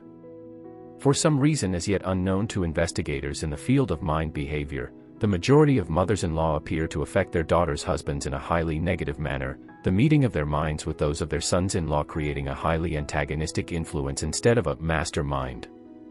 This fact is too well known as a truth to make extended comment necessary. Some minds will not be harmonized and cannot be blended into a master mind, a fact which all leaders of men will do well to remember. It is the leader's responsibility so to group his men that those who have been placed at the most strategic points in his organization are made up of individuals whose minds can and will be blended in a spirit of friendliness and harmony. Ability so to group men is the chief outstanding quality of leadership. In Lesson 2 of this course, the student will discover that this ability was the main source of both the power and fortune accumulated by the late Andrew Carnegie. Knowing nothing whatsoever of the technical end of the steel business, Carnegie so combined and grouped the men of which his mastermind was composed that he built the most successful steel industry known to the world during his lifetime. Henry Ford's gigantic success may be traced to the successful application of this selfsame principle. With all the self-reliance a man could have, Ford, nevertheless, did not depend upon himself for the knowledge necessary in the successful development of his industries. Like Carnegie, he surrounded himself with men who supplied the knowledge which he, himself, did not and could not possess. Moreover, Ford picked men who could and did harmonize in group effort. The most effective alliances, which have resulted in the creation of the principle known as the master mind, have been those developed out of the blending of the minds of men and women. The reason for this is the fact that the minds of male and female will more readily blend in harmony than will the minds of males. Also, the added stimulus of sexual contact often enters into the development of a master mind between a man and a woman. It is a well-known fact that the male of the species is keener and more alert for the chase, let the goal or object of the chase be what it may, when inspired and urged on by a female. This human trait begins to manifest itself in the male at the age of puberty and continues throughout his life. The first evidence of it may be observed in athletics, where boys are playing before an audience made up of females. Remove the women from the audience and the game known as football would soon become a very tame affair. A boy will throw himself into a football game with almost superhuman effort when he knows that the girl of his choice is observing him from the grandstand. And that same boy will throw himself into the game of accumulating money with the same enthusiasm when inspired and urged on by the woman of his choice, especially if that woman knows how to stimulate his mind with her own, through the law of the master mind. On the other hand, that same woman may, through a negative application of the law of the master mind, nagging, jealousy, selfishness, greed, vanity, drag this man down to sure defeat. The late Elbert Hubbard understood the principle here described so well that when he discovered that the incompatibility between himself and his first wife was dragging him down to sure defeat, he ran the gamut of public opinion by divorcing her and marrying the woman who is said to have been the main source of his inspiration. Not every man would have had the courage to defy public opinion, as Hubbard did, but who is wise enough to say that his action was not for the best interest of all concerned. A man's chief business in life is to succeed. The road to success may be, and generally is, obstructed by many influences which must be removed before the goal can be reached. One of the most detrimental of these obstacles is that of unfortunate alliance with minds which do not harmonize. In such cases the alliance must be broken or the end is sure to be defeat and failure. The man who has mastered the 6 basic fears, one of which is the fear of criticism, will have no hesitancy in taking what may seem to the more convention-bound type of mind to be drastic action when he finds himself circumscribed and bound down by antagonistic alliances, no matter of what nature or with whom they may be. It is a million times better to meet and face criticism than to be dragged down to failure and oblivion on account of alliances which are not harmonious, whether the alliances be of a business or social nature. To be perfectly frank, the author is here justifying divorce when the conditions surrounding marriage are such that harmony cannot prevail. This is not intended to convey the belief that lack of harmony may not be removed through other methods than that of divorce, for there are instances where the cause of antagonism may be removed, and harmony established, without taking the extreme step of divorce. While it is true that some minds will not blend in a spirit of harmony, and cannot be forced or induced to do so, because of the chemical nature of the individual's brains, do not be too ready to charge the other party to your alliance with all the responsibility of lack of harmony. Remember, the trouble may be with your own brain. If you cannot do great things yourself, remember that you may do small things in a great way. Remember, also, that a mind which cannot and will not harmonize with one person or persons may harmonize perfectly with other types of minds. Discovery of this truth has resulted in radical changes in methods of employing men. It is no longer customary to discharge a man because he does not fit in the position for which he was originally hired. The discriminating leader endeavors to place such a man in some other position, where, it has been proved more than once, misfits may become valuable men. The student of this course should be sure that the principle described as the mastermind is thoroughly understood before proceeding with the remaining lessons of the course. The reason for this is the fact that practically the entire course is closely associated with this law of mind operation. If you are not sure that you understand this law, communicate with the author of the course and secure further explanation by asking such questions as you may wish concerning points in connection with which you believe you need further information. You cannot spend too much time in serious thought and contemplation in connection with the law of the mastermind, for the reason that when you have mastered this law and have learned how to apply it, new worlds of opportunity will open to you. This introductory lesson, while not really intended as a separate lesson of the Law of Success course, contains sufficient data to enable the student who has an aptitude for selling to become a master salesman. Any sales organization may make effective use of the law of the mastermind by grouping the salesmen in groups of 2 or more people who will ally themselves in a spirit of friendly cooperation and apply this law as suggested in this lesson. An agent for a well-known make of automobile, who employs 12 salesmen, has grouped his organization in 6 groups of 2 men each, with the object of applying the law of the mastermind, with the result that all the salesmen have established new high sales records. This same organization has created what it calls the one-a-week club, meaning that each man belonging to the club has averaged the sale of 1 car a week since the club was organized. The results of this effort have been surprising to all.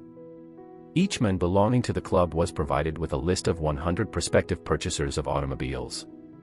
Each salesman sends 1 postal card a week to each of his 100 prospective purchasers and makes personal calls on at least 10 of these each day. Each postal card is confined to the description of but one advantage of the automobile the salesman is selling and asks for a personal interview. Interviews have increased rapidly, as have, also, sales. The agent who employs these salesmen has offered an extra cash bonus to each salesman who earns the right to membership in the one-a-week club by averaging 1 car a week. The plan has injected new vitality into the entire organization. Moreover, the results of the plan are showing in the weekly sales record of each salesman.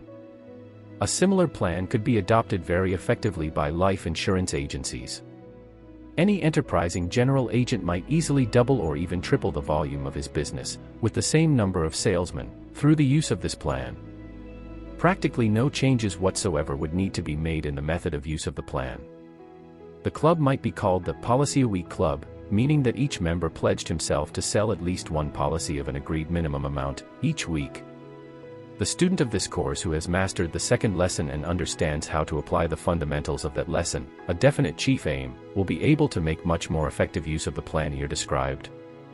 It is not suggested or intended that any student shall undertake to apply the principles of this lesson, which is merely an introductory lesson, until he has mastered at least the next 5 lessons of the Law of Success course. The main purpose of this introductory lesson is to state some of the principles upon which the course is founded. These principles are more accurately described, and the student is taught in a very definite manner how to apply them, in the individual lessons of the course. The automobile sales organization referred to in this summary meets at luncheon once a week. 1 hour and a half is devoted to luncheon and to the discussion of ways and means of applying the principles of this course. This gives each man an opportunity to profit by the ideas of all the other members of the organization. 2 tables are set for the luncheon. At one table, all who have earned the right to membership in the One-a-Week Club are seated. At the other table, which is serviced with tinware instead of china, all who did not earn the right to membership in the club are seated. These, needless to say, become the object of considerable good-natured chiding from the more fortunate members seated at the other table. It is possible to make an almost endless variety of adaptations of this plan, both in the field of automobile salesmanship and in other fields of selling. The justification for its use is that it pays. It pays not only the leader or manager of the organization, but every member of the sales force as well. This plan has been briefly described for the purpose of showing the student of this course how to make practical application of the principles outlined in this course. The final acid test of any theory or rule or principle is that it will actually work. The law of the mastermind has been proved sound because it works. If you understand this law, you are now ready to proceed with Lesson 2, in which you will be further and much more deeply initiated in the application of the principles described in this introductory lesson. A winner never quits, and a quitter never wins. The 15 Laws of Success. Study and compare the following ratings of 10 men and then grade yourself. The 10 men who have been analyzed are well known throughout the world. 8 of these are known to be successful, while 2 are generally considered to have been failures. The failures are Jesse James and Napoleon Bonaparte. They have been analyzed for comparison. Carefully observe where these 2 men have been graded 0 and you will see why they failed. A grading of 0 on any one of the 15 laws of success is sufficient to cause failure, even though all other grades are high. Thank you for joining us at Mindful Audio Library. If the law of success has resonated with you, and you're dedicated to personal growth, consider subscribing and enabling notifications for our upcoming audiobook explorations. Our commitment is to provide a space where knowledge fuels transformation. Your engagement and suggestions are valuable. Feel free to comment on which audiobook you'd like us to delve into next. As we conclude, remember, at Mindful Audio Library, we believe in the power of wisdom to elevate minds. Subscribe now, and let's continue this journey of enrichment together. Thank you for choosing Mindful Audio Library.